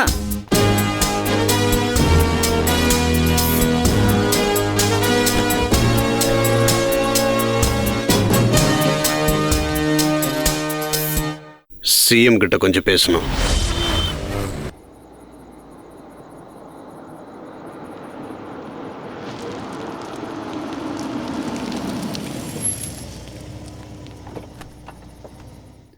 மடி மடி எழுந்திருங்க எழுந்திருங்க. என்ன பார்க்க ஒரு கெஸ்ட் வராரு. நீங்க உள்ள போய் தூங்குங்க. நீங்க சீக்கிரமா வந்துருங்கப்பா. என்ன சார் என்ன அர்ஜென்ட்டா பார்க்கணும்னு சொன்னீங்களாமே? நீ நடராஜ பிரச்சனைய மறுபடியும் தொடங்கிட்டல்ல சார்? அது உனக்கு ஒண்ணு தெரியுமா? அந்த கோட்டைக்காடு பிரச்சனை தான் உங்க அப்பாவை பார்ட்டியில இருந்தே விலக வச்சது. ஆனா அதே பிரச்சனை ரொம்ப ஸ்ட்ரகிளோட உன்னை பிடிக்காத அரசியல் இருக்கிறவங்க எதிர்த்தும் கூட உன்னை மீண்டும் அதிகாரத்துல உட்கார வச்சு அழகு பாக்குது. உன்னை வெளியேற்றுறதுக்கு யாருக்கும் இங்க தகுதி கிடையாது. ஆனா உனக்கு எதிரிங்க நிறைய பேர் இருக்காங்க. அரசியல் விளையாட்டு மைதானம் ஒண்ணு கிடையாது. ராஜதந்திரம் வேணும். இல்லைன்னா அது நம்மள ஒரு நாள் திருப்பி அடிச்சிடும். இங்க பார் விஸ்வா, கிருஷ்ணாவோட பையன். நீ எப்பவும் மேலேயே இருக்கணும்னு தான் நான் ஆசைப்படுறேன். என்னோட ஆசையை நிராசை பண்ற மாதிரி நீ என்னைக்கும் எந்த விஷயத்தையும் பண்ணிடாத. ஒண்ணு மனசாட்சியை மறந்து ஆட்சி பண்ணணும். அதுதான் அரசியல். இதை நீ புரிஞ்சுக்கணும். நான் உயிரோட இருக்கிற வரைக்கும் உனக்கு எதுவும் வர விட மாட்டேன்.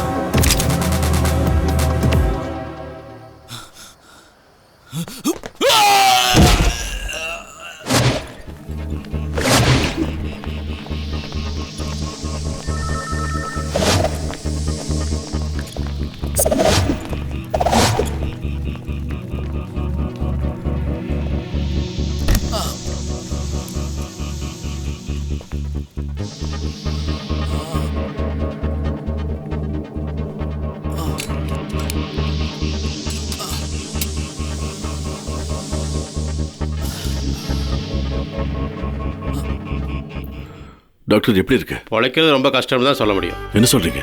எங்களால் முடிஞ்ச அளவுக்கு ட்ரை பண்ணிட்டோம். சான்ஸே இல்லை. Oh my God. Doctor sir உள்ள போகாதீங்க ப்ளீஸ். ப்ளீஸ். சேகர் சேகர் சேகர் கண்ணை திறப்பா. சேகர் நான் பேசுறது கேக்குதா? சேகர்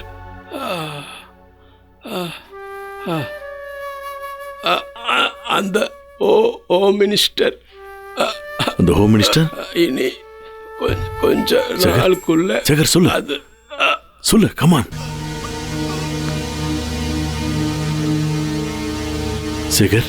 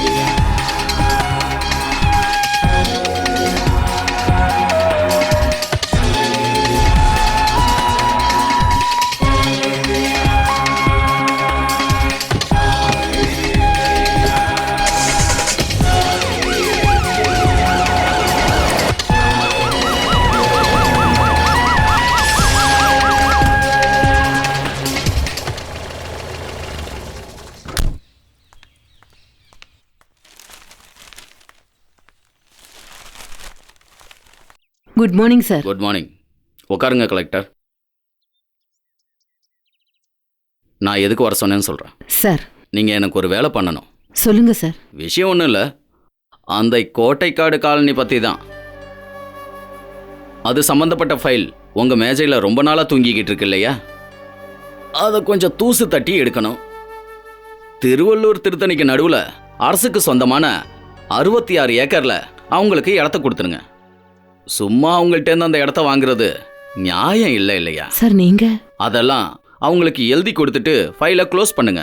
ஆனா சார் அது நோ, இது என்னோட ஆர்டர். நாளைக்கு இது நியூஸாக வரணுங்கிறது என்னோட ஆர்டர். என்ன யோசிக்கிறீங்க? ஆனா சார் அதை இடிக்க சொல்லிதான் உத்தரவு. ஆமாம், அதுக்கு யாரும் எதிர்ப்பு தெரிவிக்கல. அவங்க விருப்பப்பட்ட இடத்துக்கு அவங்கள மாற்றுங்க. அங்கே இருந்து வேதனைப்படுற மக்களுக்கு அவங்களுக்கு இது ஒரு விடிவு காலம். அங்கே தொடங்க போகிற ப்ராஜெக்டுக்கு தடங்கள் இல்லாத ஒரே வழி இது. உங்களுக்கு ஏதாவது பிரச்சனை வருதுன்னா கலெக்டர் பயப்பட வேணாம், உங்கள் கூடவே இருப்பான் இந்த விஸ்வநாதன்.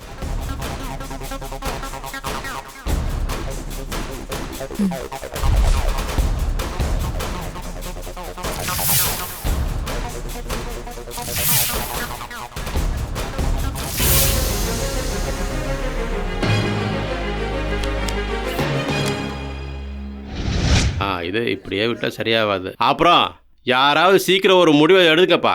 ஒருத்தன் என்னடானா அவன் இஷ்டப்படி நடக்கிற, அது பேப்பர்லையும் வருது. அந்த எழுத்தை வாசிக்கிறது எங்கள் வேலையா? அதுக்கு தான் இப்போ நம்ம கூடியிருக்கோமா? நாம் எதுக்காக இங்கே மந்திரியாக உட்காரணும் நீங்களே சொல்லுங்கள் சார். இந்த கலெக்டரை தான் நம்ம குறை சொல்லணும். இங்கே முதலமைச்சர் இருக்காரு, ஒரு டிபார்ட்மெண்ட்டுக்கும் தனித்தனி மந்திரியும் இருக்காங்க. யாராவது உத்தரவு போட்டாங்கன்னா யார்கிட்ட எதுவுமே சொல்லாமல் சைன் பண்ணுறது தான் இவங்க வேலையா? மினிஸ்டர் கொஞ்சம் அடக்கமாக பேசினா ரொம்ப நல்லது. இல்லை, அவங்க என்ன சொல்கிறாங்க? ஐஏஎஸ் படிச்ச அதிகாரிங்க எந்த அவமானத்தையும் தாங்குவாங்கன்னு நீங்க நினைக்காதீங்க. மதிப்புமிக்க சிஎம் கிட்ட எனக்கு ஒரு கேள்வி கேட்கணும். மினிஸ்டர் சொன்னதா இல்ல நான் அதை நிறைவேற்றினதா குத்தமா? மந்திரியை கையில வச்சுக்கிட்டு உங்க இஷ்டத்துக்கு பண்ணிட்டு ஐஏஎஸ் பெருமை பேசுறீங்களா? மிஸ்டர் நடராஜன், ஒரு கலெக்டரோட நீங்க எப்படி? ஏன் இவரோட அதிகாரத்தை வச்சு என்ன தூக்கல போட்டுருவாங்களா? ஒரே ஒரு ஃபோன் கால், கவர்மெண்ட் செக்ரட்டரி கூப்பிட்டு ஒரு வார்த்தை, அது கூட பண்ணணும்னு தோணலையே உங்களுக்கு? இல்லன்னா சிஎம் நீங்க சொல்லுங்க, இந்த தரங்கட்ட செயலுக்கு நீங்க என்ன பதில் சொல்ல போறீங்க? இதுக்கெல்லாம் சிஎம் ஆன்சர் சொல்ல மாட்டாருப்பா. அவ ஹோம் மினிஸ்டரா வந்ததிலிருந்து இவர் யாருக்கிட்டுமே சரியா பேசுறது இல்ல. முதலமைச்சரும் அவரும் சேர்ந்து ஏதோ நாடகம் ஆடுறாங்கன்னு நினைக்கிறேன். யாருக்கிட்ட பேசுறேன்னு யோசிச்சு பேசணும். எனக்கு தெரிஞ்சு இங்க ஒரு விஷயம் நடந்திருந்தா அதை எல்லார்கிட்டயும் நான் ஓப்பனா வெளிப்படையா பேசுறதுக்கு எனக்கு ஒரு தைரியமும் சாமர்த்தியமும் இருக்கு. ப்ரூஃப் பண்ணுங்க. இந்த விஷயமெல்லாம் வெளியே வர்றதுக்கு காரணமா இருந்த இந்த மந்திரி சபைக்கு எதிராக சவால் விட்ட விஸ்வநாதன் மீது நடவடிக்கை எடுங்க. அதுல காட்டுங்க சிஎம் உங்க ஆத்திரத்தை. என்ன நடராஜன் சார், நீங்க ஏன் இப்படி எல்லாம் பேசுறீங்க? அவருக்கு எதிராக நடவடிக்கை எடுத்தா அவர் ஆதரவு கிடைக்காம போயிடும். சரியா சொன்ன, நம்ம பேச்சு கேட்காத இந்த மந்திரி சபையை விட்டு வளர்க்கறதா ரொம்ப நல்லதுன்னு நினைக்கிறேன் நானு. இல்ல, ஆட்சியில நான் உட்கார்ந்தேன்னா 5 வருஷம் கழிச்சுதான் நான் இறங்குவேன். அதுக்காக அவன் போட்டியிட்ட தொகுதியில ஒரு பை எலெக்ஷன் வந்தா கூட. மிஸ்டர் நடராஜன். வணக்கம். What foolishness, what rubbish. நீங்க ஏன் யோசிக்காம இந்த மாதிரி எல்லாம் பண்றீங்க? இந்த சபையில இருக்கிறவங்கள புத்தி இல்லாதவங்க நினைச்சீங்களா?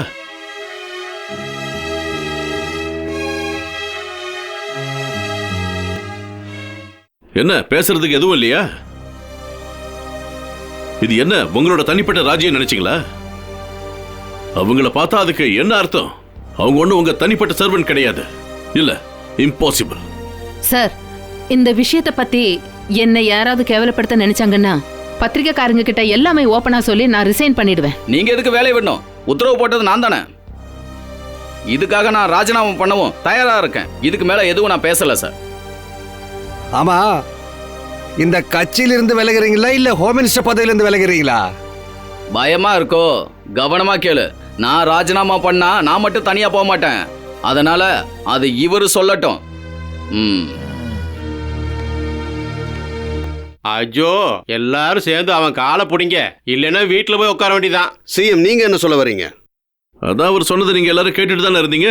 இதுக்கப்புறம் என்கிட்ட ஒண்ணு இல்ல, நீங்க தான் முடிவு பண்ணணும். நம்ம ஆட்சி இங்க தொடர்ந்து நடக்கணுமா இல்ல இந்த விசுவநாதன் ராஜினாமா பண்ணணுமா? சொல்லுங்க சார். என்னாச்சு சார்? என்ன இஷ்யூ தெரியல, எனக்கே ஒன்றும் புரியல இக்பால். ஆனா இந்த இடத்துல நான் ஒத்துக்கிட்டு தான் ஆகணும். கலெக்டருக்கு நான் தான் உத்தரவு போட்டேன்னு சொல்லி வந்தவன் யாரா இருந்தாலும் அவன் அப்படியே அச்சு அசல் என்ன மாதிரியே இருந்திருக்கான். கலெக்டரோட கண்ணுல நான் இந்த விஷயத்த பார்த்தேன். எப்படி சார் இதெல்லாம்? உங்களை மாதிரியே ஒருத்தன் அந்த கலெக்டரால கூட கண்டுபிடிக்க முடியலன்னா என்னால இதை நம்பவே முடியல. நம்பிதான் ஆகணும். ஹோம் மினிஸ்டர் விஸ்வநாதன் ஆகி நான் நேத்து அந்த கெஸ்ட் ஹவுஸுக்கு போகவே இல்லை. கலெக்டர் மீரா தேவியை நான் பார்க்கவும் இல்லை. இதை எப்படியாவது நான் கண்டுபிடிச்சாகணும்.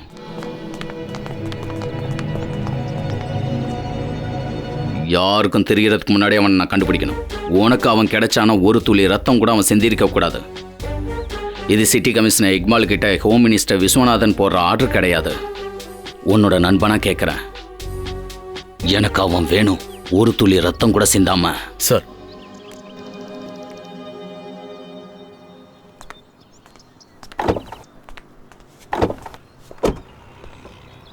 எவ்வளவு நேரமாச்சு? சீக்கிரமா ரெடி பண்ணு. என்ன ஆச்சுன்னு தெரியல. என்ன இருக்கும்? உனக்கு சரியா வேலை தெரியல. 10 மணிக்கு போகாட்டி டியூட்டி போயிடும், தெரிஞ்சுதா?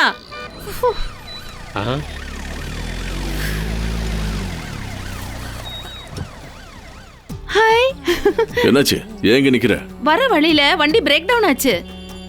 1 hour இவன் சரி பண்ணிட்டே இருக்கான். சரி, இப்ப நீ வந்துட்டல, அப்ப நான் உன் கூடயே வந்துடுறேனே. பாருங்கண்ணா, வண்டி ரெடி பண்ணிட்டு சேனலுக்கு வந்துருங்க. இவன் என்ன கட்டிக்க போற ஆளு பாருங்க. தாங்க, இது பிடிங்க. ஓ, கொஞ்சம் தள்ளி உட்காருங்களே. ஓ, இல்ல என்ன அந்த சேனல் பக்கத்துல இறக்கி விட்டுருங்களே. நான் ஒரு முக்கியமான வேலைய போறேன். அவசரமா தான் இருக்கேன். அர்ஜென்ட்டா இன்னைக்கு டெலிகாஸ்ட் பண்ண வேண்டிய விஷயம். டிராபிக்க பத்தி தான். நீ முதல்ல கீழ இறங்கு. என்ன இறங்கி போக சொல்லாதீங்க. ஒரு நாளைக்கு எவ்வளவு மக்கள் இந்த டிராபிக் ஜாம்ல பத்தி ரொம்ப அவஸ்தைப்படுறத நான் அவங்ககிட்ட சொல்லணும் இல்லையா? எதுக்கு நீங்க இப்படி எல்லாம் சொல்றீங்க? அண்ணா, நீங்க வண்டி ஓட்டுங்க அண்ணா. எடுங்க. ஒன்னு சொல்லுங்களே ப்ளீஸ். சரி வண்டி எடு. Okay sir. அப்புறம் இந்த ஃபில்லர் எடுக்கும்போது இன்னைக்கு ஒரு விஷயம் நடந்துச்சு. அது தெரியுமா என்னன்னு? நீ இது பார்த்த என்ன ஷாக் ஆயிடுவே. நிச்சயமா நான் சொல்றது உண்மைதான். தோ இங்க பாரு. இந்த ஆளு தெரியுமான்னு பாருங்க. எனக்கு தெரியாது. ஷோ, கொஞ்சம் இங்க பாருங்க. நம்ம மினிஸ்டர் டி-ஷர்ட் போட்டா இந்த ஆளு மாதிரியே இருப்பாங்க பாருங்க.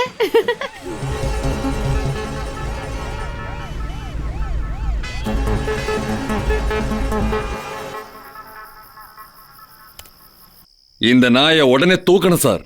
எல்லா ஸ்டேஷனுக்கு உடனே இன்ஃபார்ம் பண்ணணும் சார். வேண்டாம், இப்போதைக்கு இது யாருக்கும் தெரிய வேண்டாம். யாருக்காவது தெரிஞ்சா மினிஸ்டர் மீட்டிங்ல நான் சொன்ன உண்மைகள் தப்புன்னு தெரிஞ்சா மறுபடியும் நான் பதில் சொல்ல வேண்டி வரும் சார். ஆமா, என்ன போலவே இருக்கிற சாயலை பயன்படுத்தி எனக்கு கெட்ட பேரை ஏற்படுத்தணும்னு எனக்கு எதிரிகளை உருவாக்கணுங்கிறது மட்டும் இல்லை அவனோட எண்ணம். காரணம் வேற ஏதோ இருக்கு சார். அவன் மந்திரியோட செல்வாக்கில் தான் ரொம்ப தில்லுமுல்லு பண்ணியிருக்கான். It's too dangerous. உங்களை பத்தி தெரிஞ்சுதான் அவன் எல்லாமே செய்யறான். இல்லைன்னா இவ்வளவு பக்காவா ஸ்கெட்ச் போட மாட்டான் சார். அவன் ரொம்ப புத்திசாலி சார். அதான் எனக்கும் புரிய மாட்டேங்குது சார். இது பாருங்க, இது ஒரு வெல் பிளான் பிளேங்கிறதுக்கான ப்ரூஃப். இது மினிஸ்டரோட அஃபிஷியல் அட்ரஸ்ல இருந்து தான் கலெக்டருக்கு லெட்டர் போயிருக்கு. அதுக்கப்புறமா தான் கெஸ்ட் ஹவுஸ்ல அப்பாயின்மெண்ட் ஃபிக்ஸ் ஆயிருக்கு. அது மட்டும் இல்லாமல் இந்த லெட்டரில் கான்ஃபிடென்ஷியல் மேட்டர்னு டைப் பண்ணி அனுப்பியிருக்காங்க. அவன் எவ்வளோ பெரிய கில்லாடியாக இருந்தாலும் உள்ளே இருந்து யாரோ அவனுக்கு ஹெல்ப் பண்ணுறாங்க சார். சார், ஒரு அளவுக்கு மேலே இந்த விஷயத்தை ரகசியமாக வச்சுக்கிட்டு டிபார்ட்மெண்ட்னால ஒன்றுமே செய்ய முடியாது சார். நோ, டிபார்ட்மெண்ட்டால முடியலனாலும் நீங்க அதை முடிச்சு காட்டணும். மிஸ்டர் இக்பால், எனக்கு தெரிஞ்சாகணும் எதுக்காக அவன் இப்படி எல்லாம் பண்றான்னு. இப்போ அவன் மறைஞ்சிருக்கலாம், ஆனா நிச்சயமா நம்ம டிபார்ட்மெண்ட்ல ஒரு நாள் அவன் சிக்குவான். அன்னைக்கு அவனை கவனிக்கிற வழியில கவனிச்சு எல்லா உண்மையும் வர வைக்கிறேன். அது வரைக்கும் நம்மளை தவிர யாருக்கும் இது தெரியாம இருக்கிறது தான் நல்லது.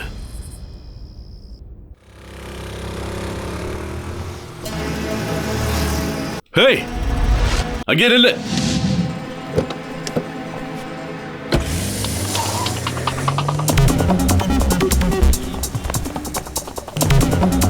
போலீஸ்.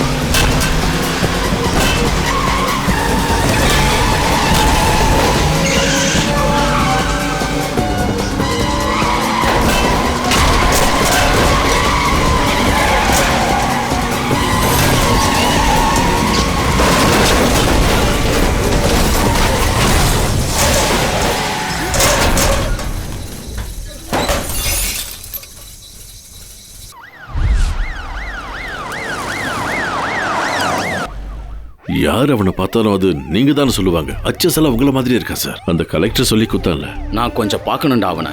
அவன் இப்ப ஐசியூல இருக்கான். அவ கேஸ்ல டாக்டர் அவனுக்கு சுத்தமா ஹோப்பே இல்லைன்னு சொல்றாரு. அது மட்டும் இல்ல, இப்ப நீ அவனை பார்க்க போனீன்னா அது மீடியாவுக்கு தெரிஞ்சிடும். ஆனா இவெல்லாம் என்னோட எதிரியான்னு என்னால் நம்ப முடியல. வலையில மாட்டினது பூனையா புலியான்னு தெரியாம நம்மளால எதையும் சொல்ல முடியாதுல்ல. அவனை எப்படியாவது நம்ம காப்பாத்தியே ஆகணும். என்ன விலை கொடுத்தாலும் அவன் உயிரோட இருக்கணும் அப்படின்னு என் மனசு சொல்லுது.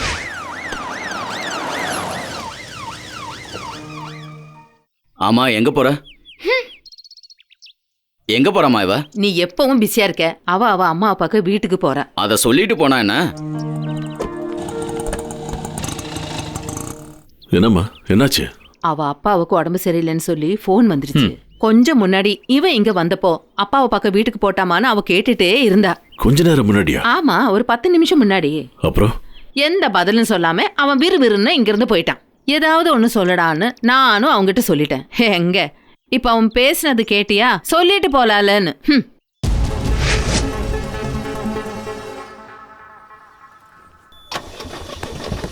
ஹாஸ்பிட்டல் போ.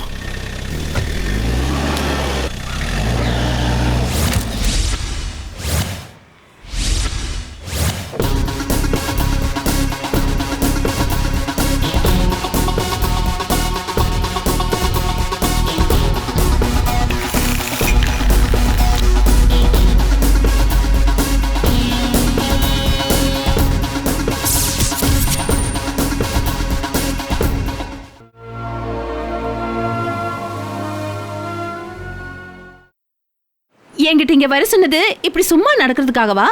ஏதாவது ஒண்ணு சொல்லுங்க நீங்க. நான் ஒன்றும் ஜாலியாக வரல. ஒரு முக்கியமான விஷயத்தை பற்றி டிஸ்கஸ் பண்ண தான் நான் உன்னை இங்கே கூப்பிட்டேன். ஆனால் அதை நான் உன்கிட்ட சொல்லலாமா வேண்டாமான்னு தான் இப்போ யோசிச்சுக்கிட்டு இருக்கேன். இங்கே பாரு, நான் சொல்ல போகிற விஷயத்த நீ யாருக்கிட்டையும் சொல்லக்கூடாது, புரியுதா? சரி. ஹாஸ்பிட்டலில் ஒருத்தன் இருக்கான்னு சொன்னான்ல, அதான் நம்ம மினிஸ்டர் மாதிரியே இருப்பானே. ஆமா, அதுதான் எனக்கு டவுட்டாக இருக்கு. மினிஸ்டர் மாதிரியே எப்படி அவன் அச்சஸ்லாம் இருக்கான்னு. நேற்று மினிஸ்டர் வீட்டுக்கும் அவனை மாதிரியே ஒருத்தன் வந்திருக்கான். என்ன சொல்றீங்க? எனக்கு புரியலையே. இதை யாருக்கிட்ட சொன்னாலும் அவங்க நிச்சயமா நம்ப மாட்டாங்க. ஆனா ஐ எம் ஷூர் மினிஸ்டர் மாதிரியே இங்க ஒருத்தன் இருக்காங்கிற விஷயம் மட்டும் எனக்கு நல்லா தெரியும். ஆனா அவன் எதுக்காக இதெல்லாம் பண்றான்னு எனக்கு தெரியல. ஆனா அதை நான் கண்டுபிடிப்பேன், அதான் முக்கியம். ஆனா இந்த விஷயத்த நம்ம சாதாரணமா எடுத்துக்க முடியாது. எனிவே, நாளைக்கு பாம்பே போறேன். மார்னிங் ஃப்ளைட் இருக்கு. அங்க வேலையை முடிச்சுட்டு அடுத்த நாளே நான் வந்துடுவேன். 19 பேட்சில் ரமணன் நாயரை பத்தி நான் உங்ககிட்ட சொல்லியிருக்கேன்ல. அலகாபாத்தில் நான் அவருக்கு ஜூனியராக 2 வருஷம் வேலை செஞ்சேன். அது என்னோட குட் டைம். அவர் எனக்கு பாஸ் மாதிரி இல்லை, ஒரு நல்ல ஃப்ரெண்ட் மாதிரி இருந்தார். உண்மையிலேயே அவர் ஒரு ஜீனியஸ். விஞ்ஞானத்தை பற்றி நிறைய விஷயங்கள் அவருக்கு தெரியும். கொஞ்ச நாளைக்கு முன்னாடி டியூன்ஸை பற்றி ஒரு முக்கியமான ஆர்டிக்கல் அவர் தயார் பண்ணியிருந்தார். அதை பற்றி நான் அவர்கிட்ட பேசணும். அதுக்காக தான் அவரை பார்க்க தான் இந்த ட்ரிப்பு. அப்புறம் மும்பை போலீஸ்கிட்ட ஒரு அன்அஃபிஷியல் விசிட். இதுக்காக நான் பெர்மிஷனுக்கு வெயிட் பண்ணால் அது ரொம்ப நாள் ஆகும். இது எல்லாம் நான் எதுக்கு உங்ககிட்ட சொல்றேன்னு தெரியுமா? இல்ல. ஒருவேளை நான் மிஸ் ஆயிட்டா நீ மைக்க பிடிச்சி மீடியாவுக்கு முன்னாடி என்னை பத்தி இல்லாத பொல்லாத எதையும் சொல்லக்கூடாது, என்ன? ஓகே, இது நம்ம 2 பேருக்குள்ள மட்டும் இருக்கட்டும். Okay okay.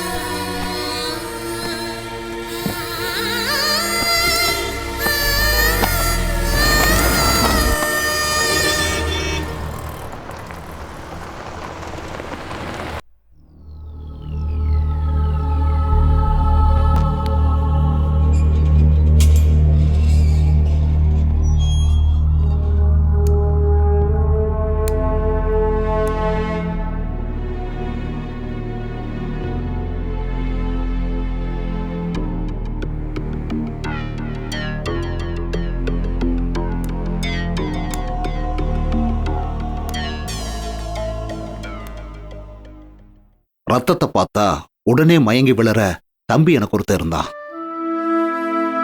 விவசாய வேலை பார்த்துக்கிட்டு இருந்த ஒரு அப்பா அம்மாவுக்கு அவங்களுக்காக தலையில பழைய சோறு எடுத்துட்டு போகும்போது என்னோட விரலை பிடிச்சுக்கிட்டு அவனும் வருவான் என் கூட.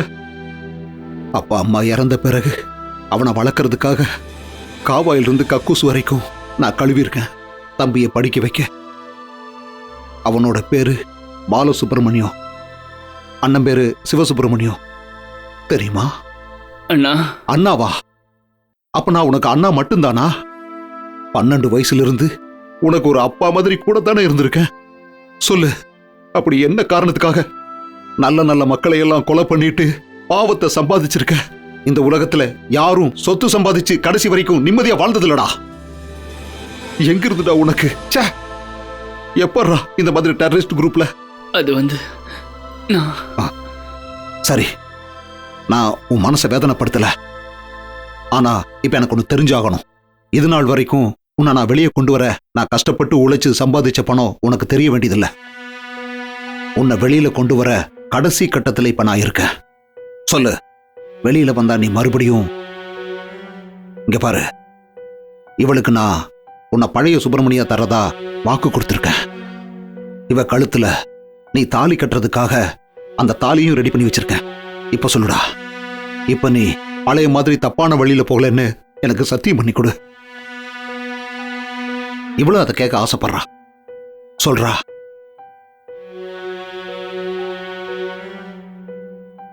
கேத்தரின். பாலா சார், டைம் ஆயிடுச்சு.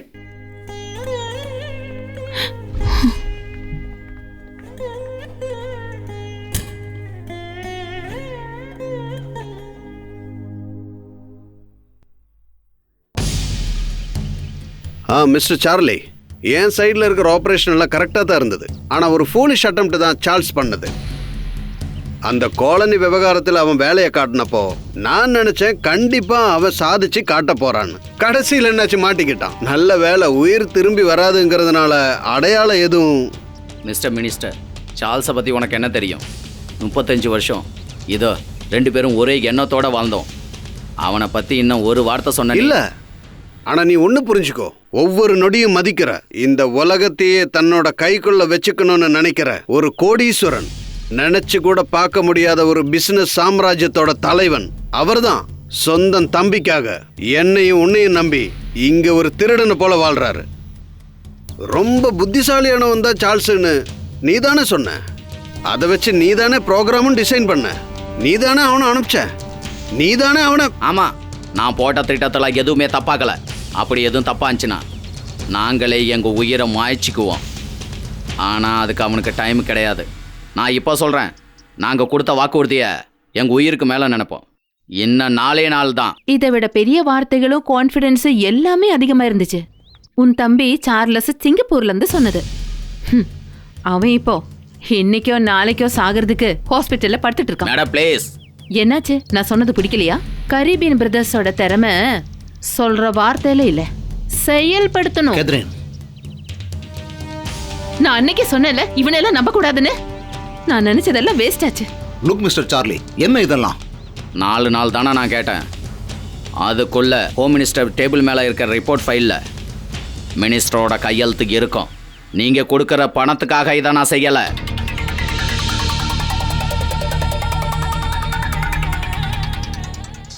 கேதரின், எவ்வளவு நேரமா நம்ம இங்கேயே நிக்கிறது? வா, நம்ம போலாம். அவனை பார்த்ததுல இருந்து என் மனசு ரொம்ப வலிக்குது. என்னோட பாலாவை நான் போய் பார்த்துருக்க கூடாது. நான் வந்ததே தப்பாச்சு. நீ சொல்றது சரிதான். உன் மனசுல எவ்வளவு கஷ்டம் இருக்குன்னு எனக்கு புரியுது. 6 வருஷமா நான் காத்திருக்கேன். நாம இப்போ சார்லியை தான் நம்ப வேண்டி இருக்கு. அதை தவிர வேற வழியே இல்லை. நீங்க சொல்றது சரிதான். ஆனா ஆறுதலுக்காக நான் இதை சொல்லல. உன்னையும் அவனையும் நான் கண்டிப்பா சேர்த்து வைப்பேன். என்ன நம்பு. வா போலாம். கமான்.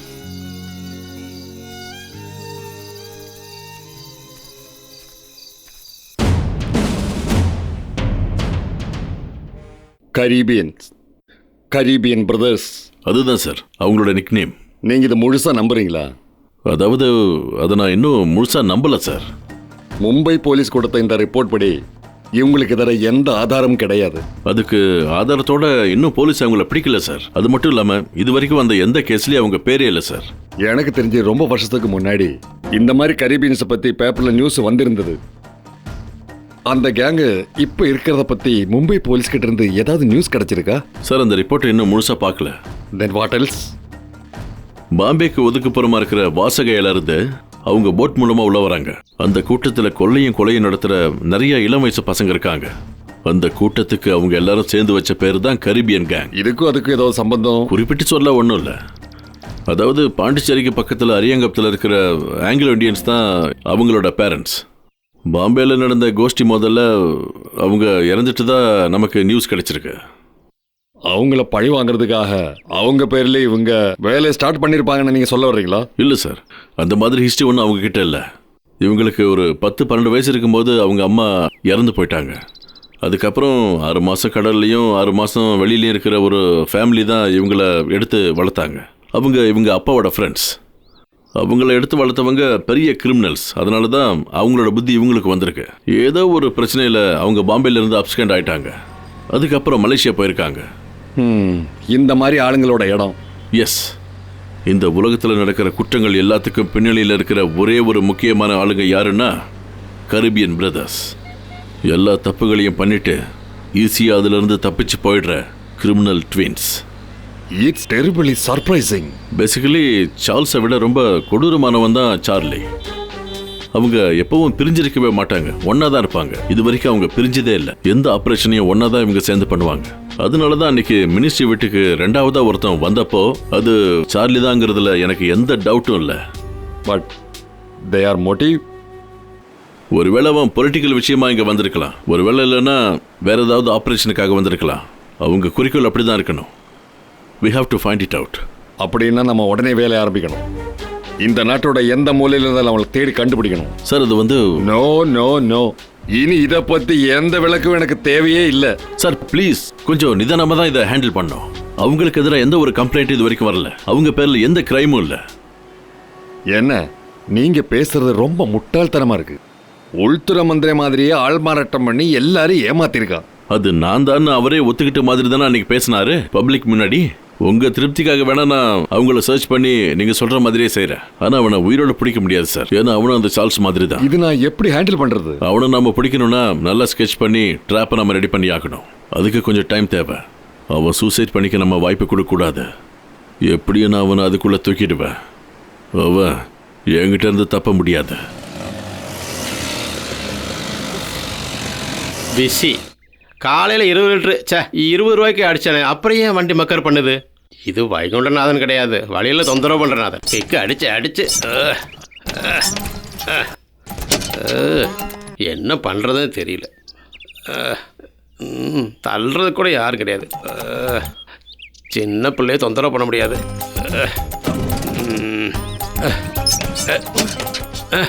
காலையிலே நல்ல எக்ஸசா கை.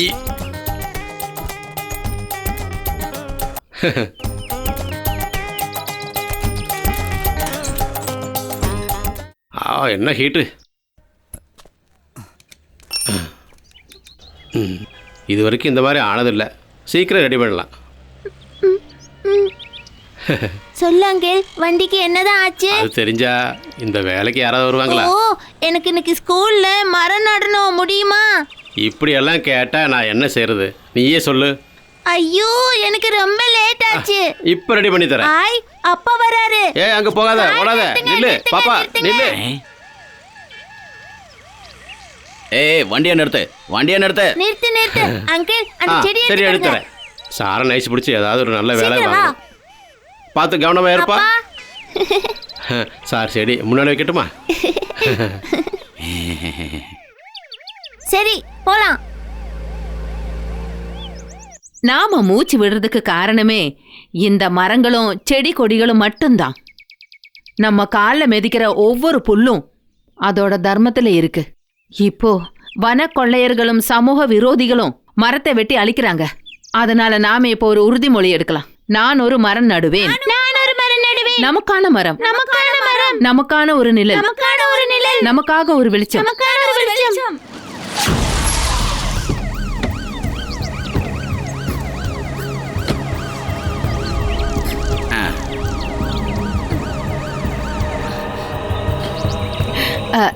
சார் சார் நீங்க கண்டிப்பா வரணும் சார். இல்ல அது வந்து மகளை ஸ்கூல்ல விடுறதுக்கு தானே இப்ப இவ்வளவு தூரம் வந்திருக்கீங்க. இங்க ஒரு ஃபங்க்ஷன் நடக்குது, வந்து கொஞ்ச நேரம் கலந்துக்குங்க சார். வாங்கப்பா. நீங்க ரொம்ப பிஸியானவரு. அந்த கையால ஒரு மரம் நட்டு குழந்தைங்களுக்கு ஒரு எடுத்துக்காட்டா. நான் வரேன். வாங்க சார்.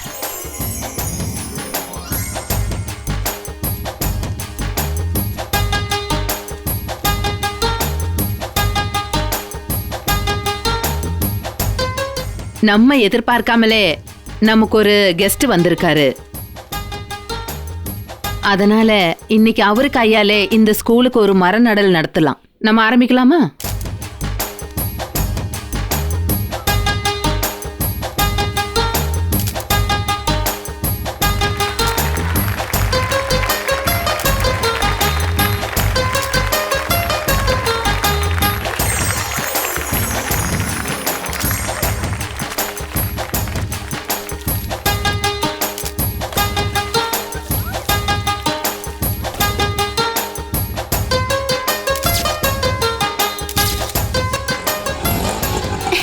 பாட்டி. நில்லுப்பா, இந்த பேக் மறந்துட்டு போறேன். இந்தா பாட்டி. போடாத நில்லு, இந்த பேக் எடுத்துட்டு போ. இப்படியே இதா பாட்டி இது பாருங்க. சொல்லு. பேக் மறந்துட்டா. காலையில போகும்போது வண்டி கொஞ்சம் மக்கர் பண்ணிடுச்சு. நல்ல வேளை பாப்பாவோட அப்பா வந்ததுனால சீக்கிரம் போக முடிஞ்சது, கரெக்ட் டைமுக்கு. கொஞ்சம் இங்க வாமா. நான் கிளம்புறேன். எல்லாமே ஃப்ரேம் பண்ணி வைக்க அந்த அங்கிள் சொன்னாரு. எந்த அங்கிள்? இந்த போட்டோலாம் எடுத்தார்ல அந்த அங்கிள்.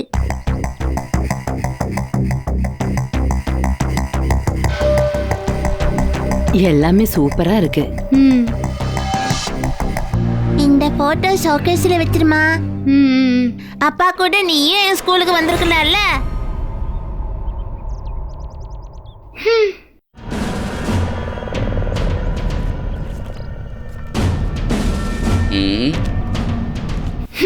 வந்து 1 மணி நேரம் ஆச்சு. ஸ்கூலுக்கு போன விஷயத்தை என்கிட்ட சொல்லவே இல்லை.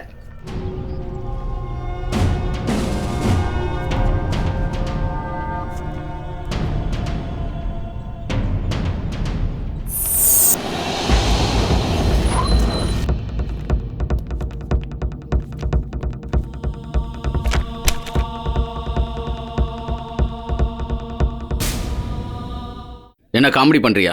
என்ன வச்சு காமெடி பண்றியா என்ன? சார் நான் என்ன பண்ண? எதுவும் சொல்ல வேண்டாம். நீ சொன்னதை அப்படியே நான் நம்பினேன். சொல்லு, இது எப்படி நடந்தது? எனக்கு தெரியல. அது நான் இவனை பார்க்கணும்னு சொன்னப்ப நீ என்ன தடுத்த. நான் இப்ப சந்தேகப்படுறது ஒன்னையும் தான். இல்லைன்னா ஆஸ்பத்திரியில உயிருக்கு போராடிக்கிட்டு இருக்க இவன் இன்னைக்கு எப்படி ஸ்கூலுக்கு வந்தான்? என் மகளுக்கு கொஞ்சம் கூட சந்தேகம் வராத அளவுக்கு. அது என் உறவா இருந்தாலும் எதிரியா இருந்தாலும் கண்டிப்பா பார்க்கணும் அவனை. அவனோட கதை என்னங்கிறத அவன் வாயாலேயே சொல்லி கேட்கணும். கண்டிப்பா. அதுக்கு ஒரு ஹிஸ்டரி இருக்கு.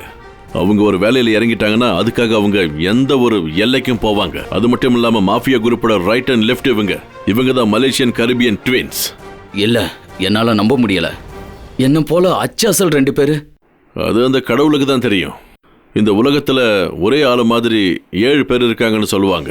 சதாம் ஹுசேன் வண்டியில வந்து இறங்கும் போது அந்த நேரத்துல இறங்குறது சதாம் ஹுசேனே கிடையாது. பிடிபட்டப்ப கூட அது சதாம் ஹுசேனான்னு தெரிஞ்சுக்க வேர்ல்டு போலீஸ் அவங்கள DNA டெஸ்ட் கூட எடுத்தாங்க. இது மாதிரி நிறைய சம்பவங்களுக்கு இருக்கு. என்னன்னால ஒண்ணு நம்ம நிச்சயமா சொல்ல முடியும், சார்ல்ஸோட இன்னொரு டிக்டோ எங்க தான் இருக்கான். இவ்வளவு தில்லுமுள்ள வேலை பண்றவன் உங்க பொண்ணு அவன் கையில கிடைச்சும் அந்த பொண்ணு அவன் கிட்னாப் பண்ணி எந்த டீலிங்கும் பேசவே இல்லையே. அவனோட லட்சியம் இது இல்ல.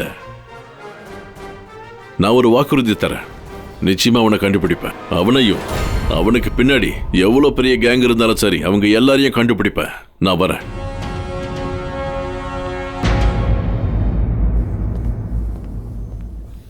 Good afternoon doctor. Good afternoon. நான் கூட்டிட்டு வந்த பேஷண்ட் எப்படி இருக்காரு? Sorry sir, no hope. வெண்டிலேட்டர்ல தான் இருக்காரு. நான் அவங்ககிட்ட ஏதாவது பேச முடியுமா? Oh sure. ஆனால் எந்த ஆன்சரும் உங்களுக்கு கிடைக்காது. ஏன்? இனிமே அவரால் ஒரு வார்த்தை கூட பேச முடியாது. He is in coma stage. சாகிற வரைக்கும் அவர் படுத்த படுக்கையாக தான் இருப்பார்.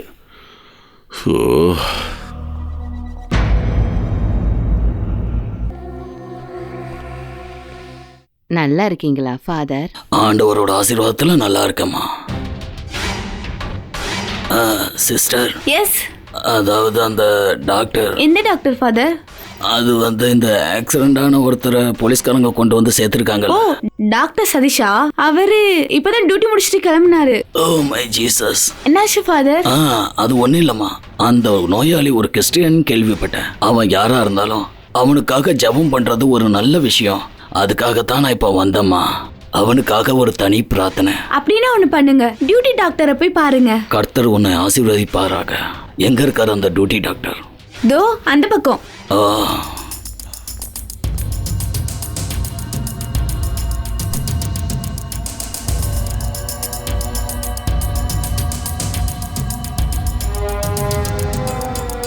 Excuse me.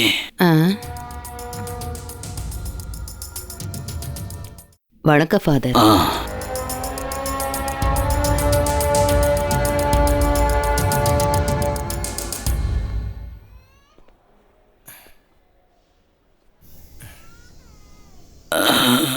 சார்ல்ஸ், சார்ல்ஸ்,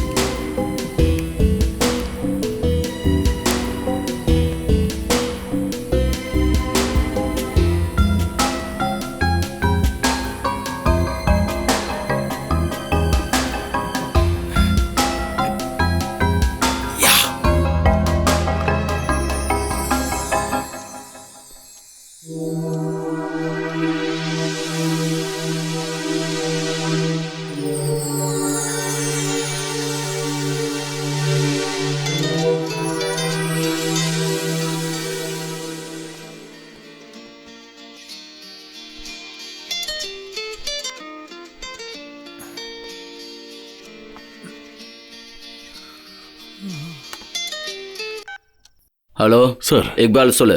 அந்த சார்ல்ஸ் இறந்து போயிட்டான். உண்மையாவா? அவனை யாரோ கொலை பண்ணியிருக்காங்க. சந்தேகமே இல்லை, அவனை கொன்னது அந்த சார்லியா தான் இருக்கணும்.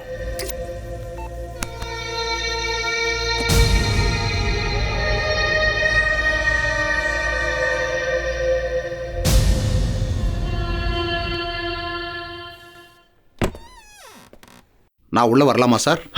என்ன வேலை பண்ற நீ? யாராவது பார்த்திருந்தா? நீங்க தானே என்ன வர சொன்னீங்க. ஆமா, ஆனா இங்கன்னு சொன்னா இது செக்ரட்டரியேட். ஒன்னு வெயிட் பண்ண, எங்கன்னு சொன்னா நான் அங்க வந்து பார்த்திருப்பேனே. உங்களுக்காக நான் இன்னும் காத்திருக்கணுமா? வேலையை முடிக்கிறதுக்கு என்ன ஹெல்ப் வேணாலும் நீ கேளு நீ சொன்னதால தான் நான் இங்க வந்தேன். உங்க பேச்சை கேட்டு இந்தியில அச்சடிச்ச சைபர் நிறைய இருக்கிற ரூபா நோட்டுகளை எத்தனை கட்டுக்களை நான் உங்களுக்கு கொடுத்துருக்கேன். என்னோட டைம் எனக்கு ரொம்ப முக்கியம். தெரியும், ஆனா ஒரு தீவிரவாதியோட விடுதலைக்காக தான் நாம இப்படி. இதெல்லாம் தெரிஞ்சுதானே எங்கிட்ட காசை நல்லா எண்ணி வாங்குனீங்க. எங்க எங்க என்னோட பாலா? கூல் டவுன் பாய், கூல் டவுன். நாம இப்போ ஒரு டேர்னிங் பாயிண்ட்ல நிக்கிறோம். ரிலீசிங் ஆர்டர்ல சைன் பண்ண முடியாதுன்னு சொன்ன ஒரு மந்திரியோட உயிர் எடுத்த turning point.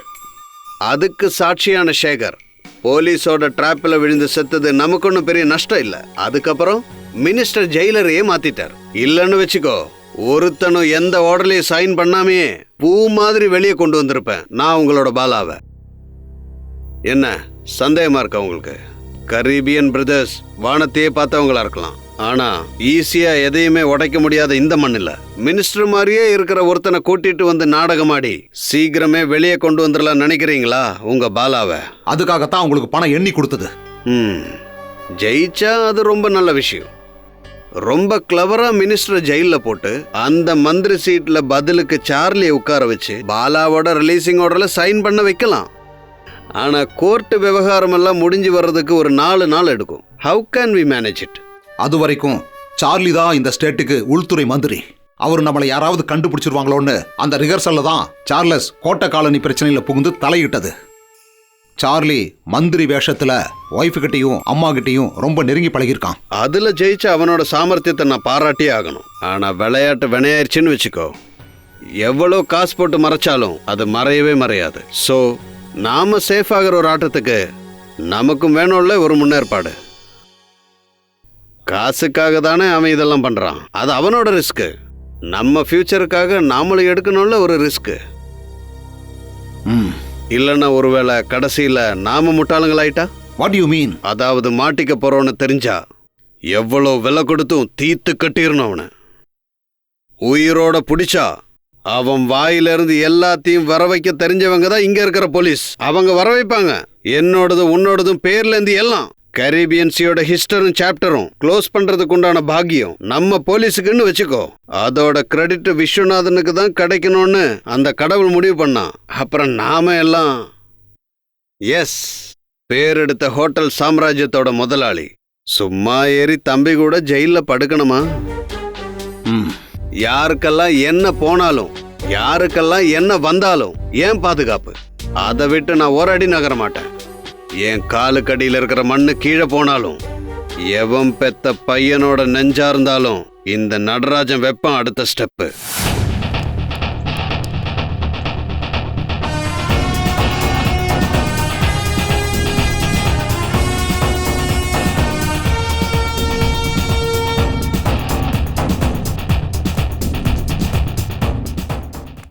Oh, I'm sorry. It's okay.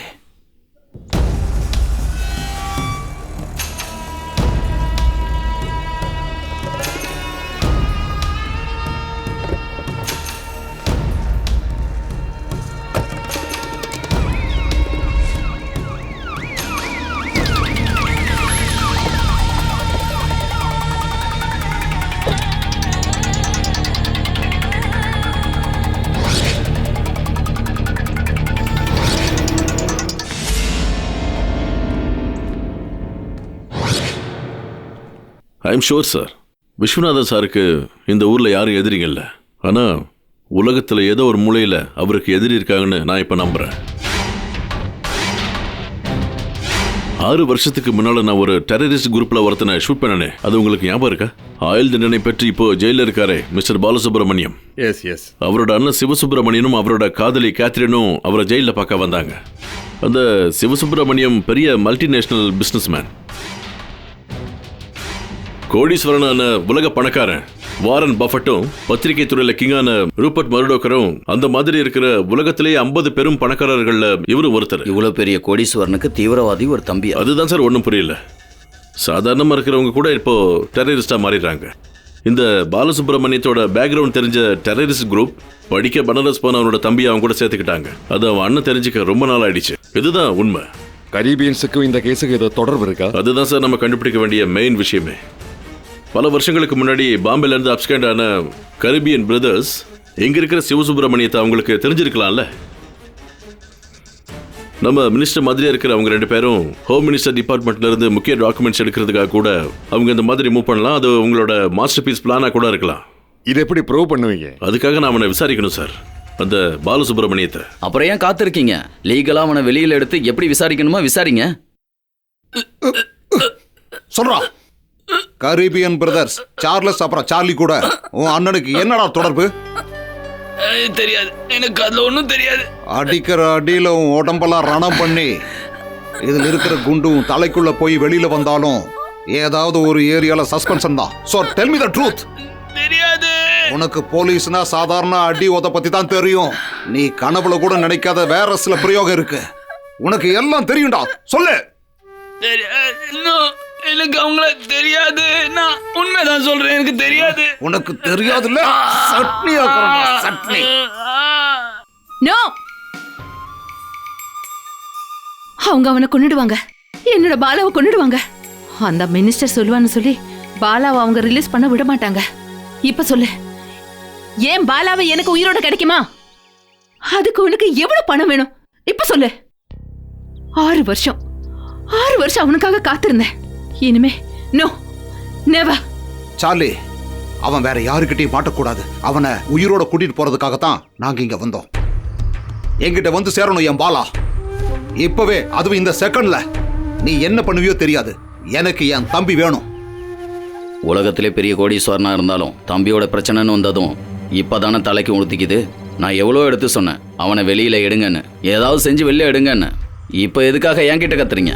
எந்த ஒரு பிரச்சனையும் இல்லாம தான் தம்பிய வெளியில எடுக்கணும்னு சொன்னீங்க. சார்லி, இனி நம்ம 2 பேரும் பேசிக்க எதுவும் இல்லை. உங்க தம்பியை பாதுகாப்பா உங்ககிட்ட கொண்டு வந்து நான் சேர்ப்பேன். அதுக்கான வழியை நான் பார்த்துக்கிறேன். யாரையாவது கொன்னாவது இல்லை எதையாவது வெடிக்க வச்சாவது.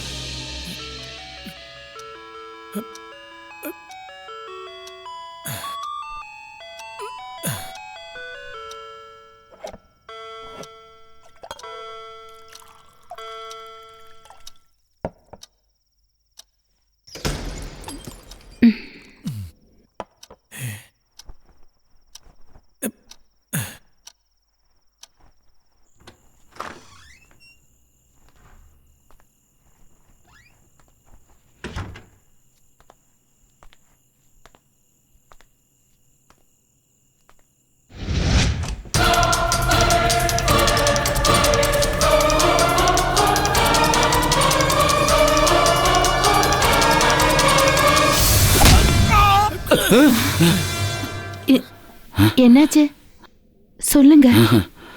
ஒன்றும் இல்லை.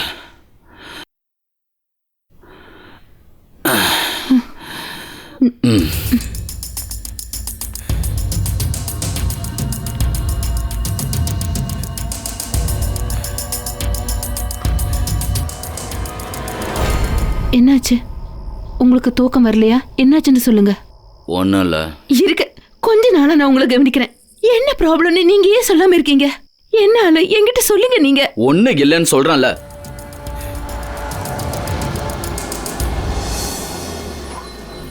நீ போய் தூங்குமா, நான் வர லேட் ஆகும். இல்ல நீங்க நீ போமா, நான் வரேன்.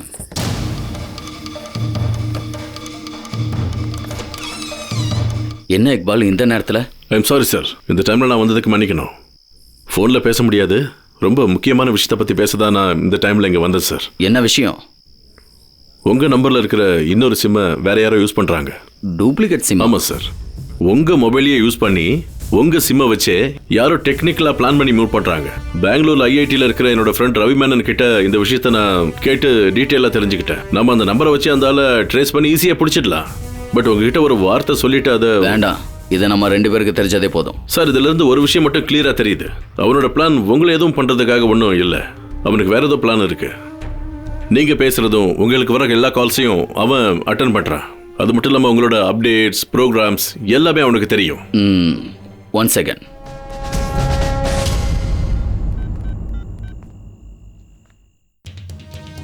ஜார்ஜ், 2 நாளைக்கு என்னோட எல்லா ப்ரோக்ராம் கேன்சல் பண்ணிடு. நேரில் பார்க்கும்போது சொல்கிறேன். Good night.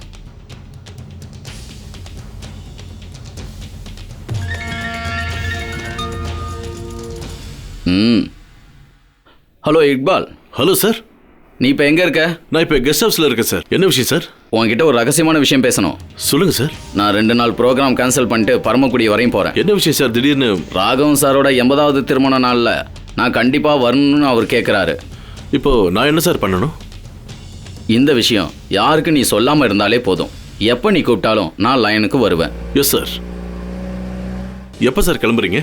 இப்போ நான் கிளம்புனேன்னா விடிய காலையில் பரமக்குடியில் இருப்பேன். அதான் பிளான். ஓகே சார், நான் கால் பண்ணுறேன். Okay, good night. Good night sir. Wow, நான் ஊரில் இல்லைன்னு தெரிஞ்சாதான் அவன் ஆட்டத்தை ஆடுவான். அந்த கோட்டைக்காடு காலனி பிரச்சனையில் டம்மி எடுத்ததும் என் மகளோட ஸ்கூலில் அவன் வந்து போனதெல்லாம் இனி அவன் சும்மா இருக்க மாட்டான். இனி எல்லாம் அவனுக்கு ஃபைனல் டார்கெட் ஆகிடும். சார், நீங்கள் நினைக்கிறது லாஸ்ட் அண்ட் ஃபைனல் பிளான். என் முகசாயில வச்சுக்கிட்டு அவனோட லட்சியம் என்ன, அதை நிறைவேற்ற அவன் வருவான். ஒன்று மட்டும் எனக்கு கிடைச்சா போதும், இக்பாலோட திறமையும் நம்பிக்கையும். Yes sir.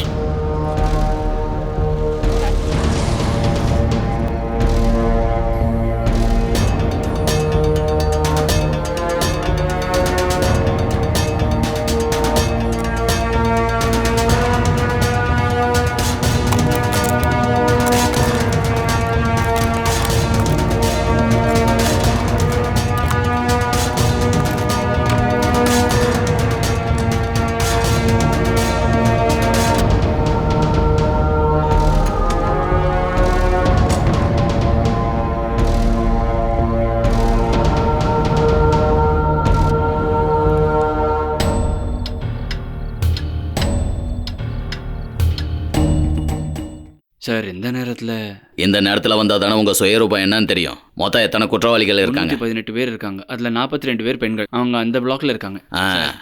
எனக்கு உங்ககிட்ட கொஞ்சம் பேசணும். நான் சொல்கிறத கொஞ்சம் கேளுங்க சார். என்ன?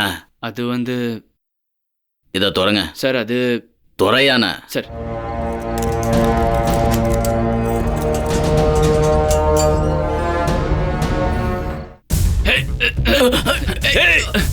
அப்படியே குத்திடுவேன். வேண்டாம் சார், தூரம் போங்க. வேண்டாம் நில்லுங்க. தொடடா சார், தொக்க சொல்றேன்ல, திறந்து விடுங்கய்யா.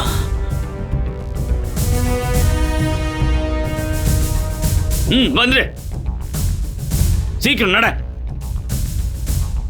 யாரும் கிட்ட நெருங்காதீங்க. கிட்ட வராதீங்க.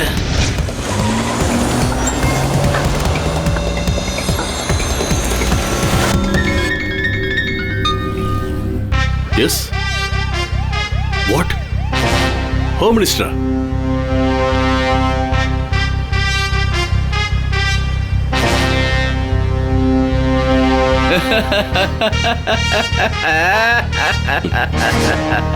Hello sir. அவன் எனக்கு தெரியும். அவன் இந்த பிளானை பண்ணிட்டான்ல சார்.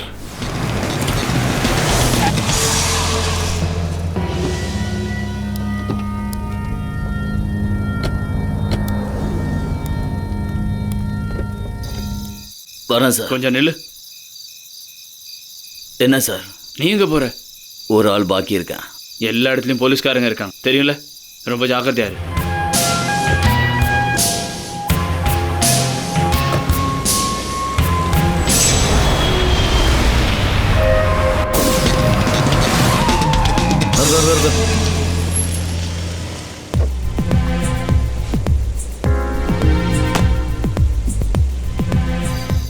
சார், எல்லா விஷயமும் நான் கேள்விப்பட்டேன். வண்டியில ஏறு. நீ சார், அது வண்டியில ஏறுன்னு.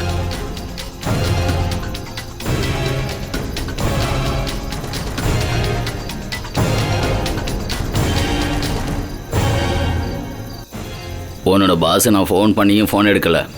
அவனை நீ கொஞ்சம் கூப்பிட்டு பாரு. அவன் எங்கே இருக்கான்னு எனக்கு தெரியல. சிட்டிக்குள்ளே தான் இருப்பார் சார். எங்க?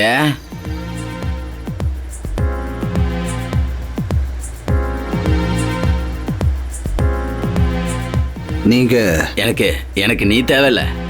உன்னோட பாஸ் தான் வேணும். உன்னோட அந்த கமிஷனர் இக்பால். ஏண்டா பொண்ணோட பையல.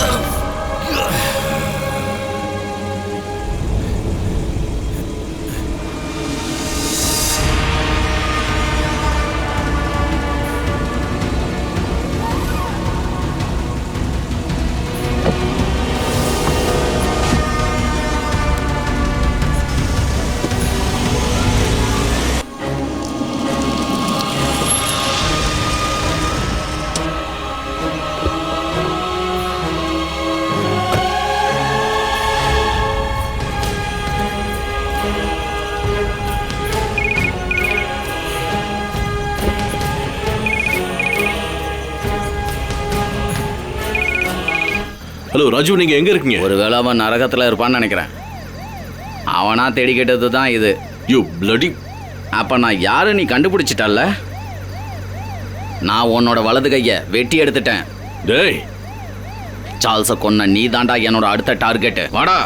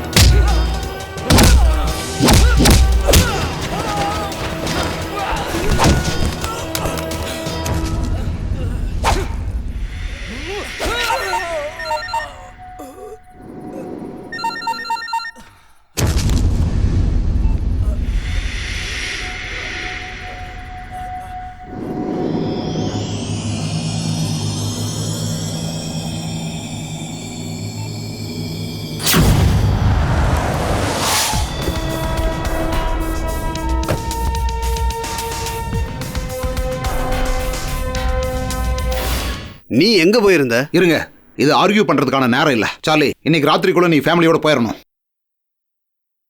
தூத்துக்குடி வரைக்கும் பை ரோடு, அங்கிருந்து விஜயனோட ஃபிஷிங் போட்ல கொழும்பு வரைக்கும். நாளைக்கு ராத்திரி அங்கிருந்து லண்டனுக்கு. லண்டன்ல நம்ம ஹோட்டல்ல வச்சு நம்ம சந்திக்கிறோம்.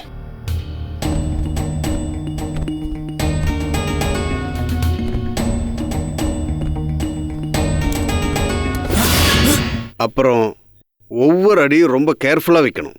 சிட்டி முழுக்க போலீஸ்னு தெரியும்ல.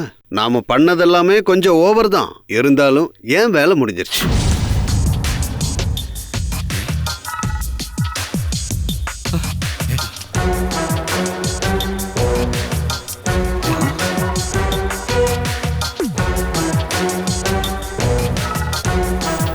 அவன் தான் விஸ்வநாதன், மிஸ்டர் விஸ்வநாதன். கொன்னுடு.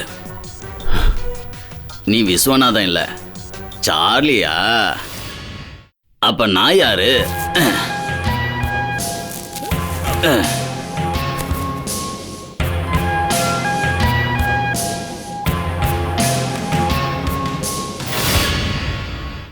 நீ என்னோட எதிரி கிடையாது, என்னோட டார்கெட் மட்டும்தான். நீ இப்ப என்னோட எதிரியா தேடி வாங்கியிருக்க. என்னோட சார்ல்ஸ், என்னோட பிரதர். அவன் இருக்கிறத பார்க்க முடியாம இந்த கையாலேயே அவன் உயிரை எடுத்துட்டேன். அவன் உயிர் போன இந்த ஊர்லயே என் உயிர் போறது இஷ்டம்தான். ஆனா தோல்வி இந்த உலகத்துல எங்க போனாலும் அது கேட்கும். நம்ம கணக்கை அங்க வச்சு தீர்த்துக்கலாம், ஆனா இவனோட கணக்கை இங்கேயே தீர்த்தாகும். அப்படியெல்லாம் உங்களை கிளைமேக்ஸ் முடிக்க விட மாட்டேன். இவன் ஆளு பாக்குற மாதிரி எல்லாம் கிடையாது. அதனால நீங்க 2 பேரும் சண்டை போட்டா யார் அதுல ஜெயிக்க போறாங்கன்னு சொல்லவே முடியாதப்பா. எனக்கு சேஃப் ஆகணும்னா நீங்க 2 பேரும் மட்டும் விளையாண்டா பத்தாது. இத்தனைக்கும் நாம 2 மினிஸ்டர். இந்த மாதிரி ஒரு சிச்சுவேஷன்ல மீட் பண்ணும்போது அதுல ஏதாவது ஒரு ஆளுக்கு அட்லீஸ்ட் ஒரு ஹார்ட் அட்டாக் ஆவது வர வைக்கணும்ல. முன்னாள் ஹோம் மினிஸ்டர் பாலகிருஷ்ணாவுக்கு நடந்த மாதிரி ஒரு கார்டியாக் அரெஸ்ட். ஆமாப்பா, நான் தான் கொல்ல சொன்னேன் பாலகிருஷ்ணாவை. ப்ரூவ் பண்ண முடியுமா? இல்ல நீ என் தம்பியை பிடிச்சிட்டு போய் அவன் வாயிலேருந்து வர வச்சதெல்லாம் வச்சு நீ என்னமோ மலையே இழுக்க போறதோ சொல்லி பயன்படுத்தின. அப்ப நான் என்ன நினைச்சேன், அடுத்த நாளே வந்து நீ என்ன அரெஸ்ட் பண்ண போறேன்னு. மிஸ்டர் சிவா, இந்த தடவை பாலா கூட சார்லி போல. அது வந்து நடராஜன். பாலா சேஃபான ஒரு இடத்துல வந்து சேர்ற வரைக்கும் இருக்கிற ப்ரொடெக்ஷன் நாம வேற ஆளை வச்சு கொடுப்போம். கரீபியன் பிரதர்ஸோட சாப்டர் நாம இங்க க்ளோஸ் பண்றோம். நாளைக்கு வர்ற நியூஸில் ரொம்ப இன்ட்ரெஸ்டிங் எக்ஸ்க்ளூசிவான நியூஸும் அதான் இருக்கணும். சார்லியை கொன்னுட்டாங்க. அந்த அனௌன்ஸ்மெண்ட் வர வேண்டியது ஹோம் மினிஸ்டராக இருக்கிற வாயிலிருந்து தான்.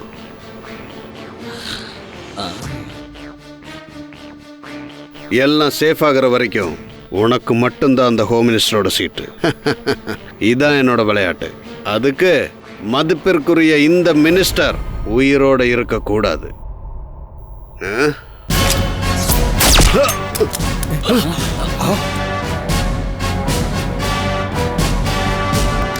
Don't move. Gun down. கீழே போடு,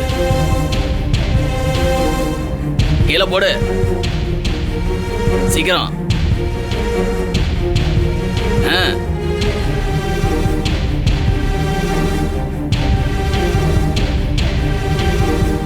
Catch him!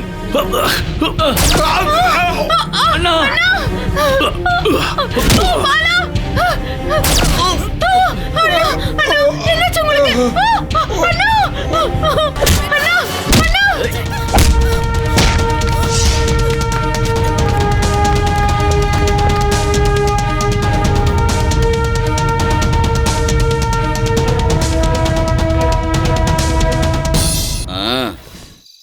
நடராஜா, நீ எங்கேயும் போக முடியாதுமா.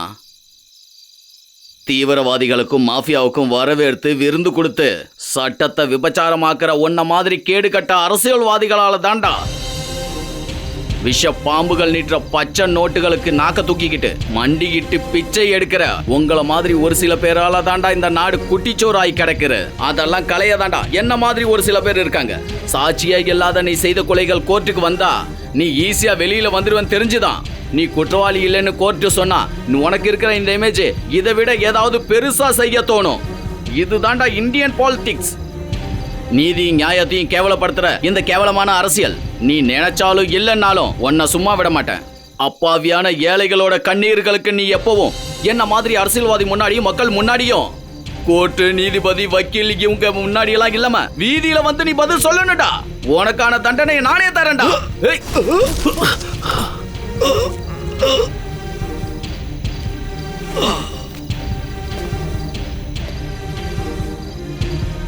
இந்த கேவலமான அரசியல்வாதியோட மரணம் தற்கொலைன்னு தெரியணும். இவன் செஞ்ச அட்டூழியங்கள் மக்களுக்கு தெரிஞ்சா உண்மையான அரசியல்வாதிகளுக்கும் கெட்ட பேர் தான் கிடைக்கும். அரசியலே உயிர் நினைக்கிற நல்ல ஆளுகளுக்கு மனசுல ஒரு சந்தோஷம் கிடைக்கும்.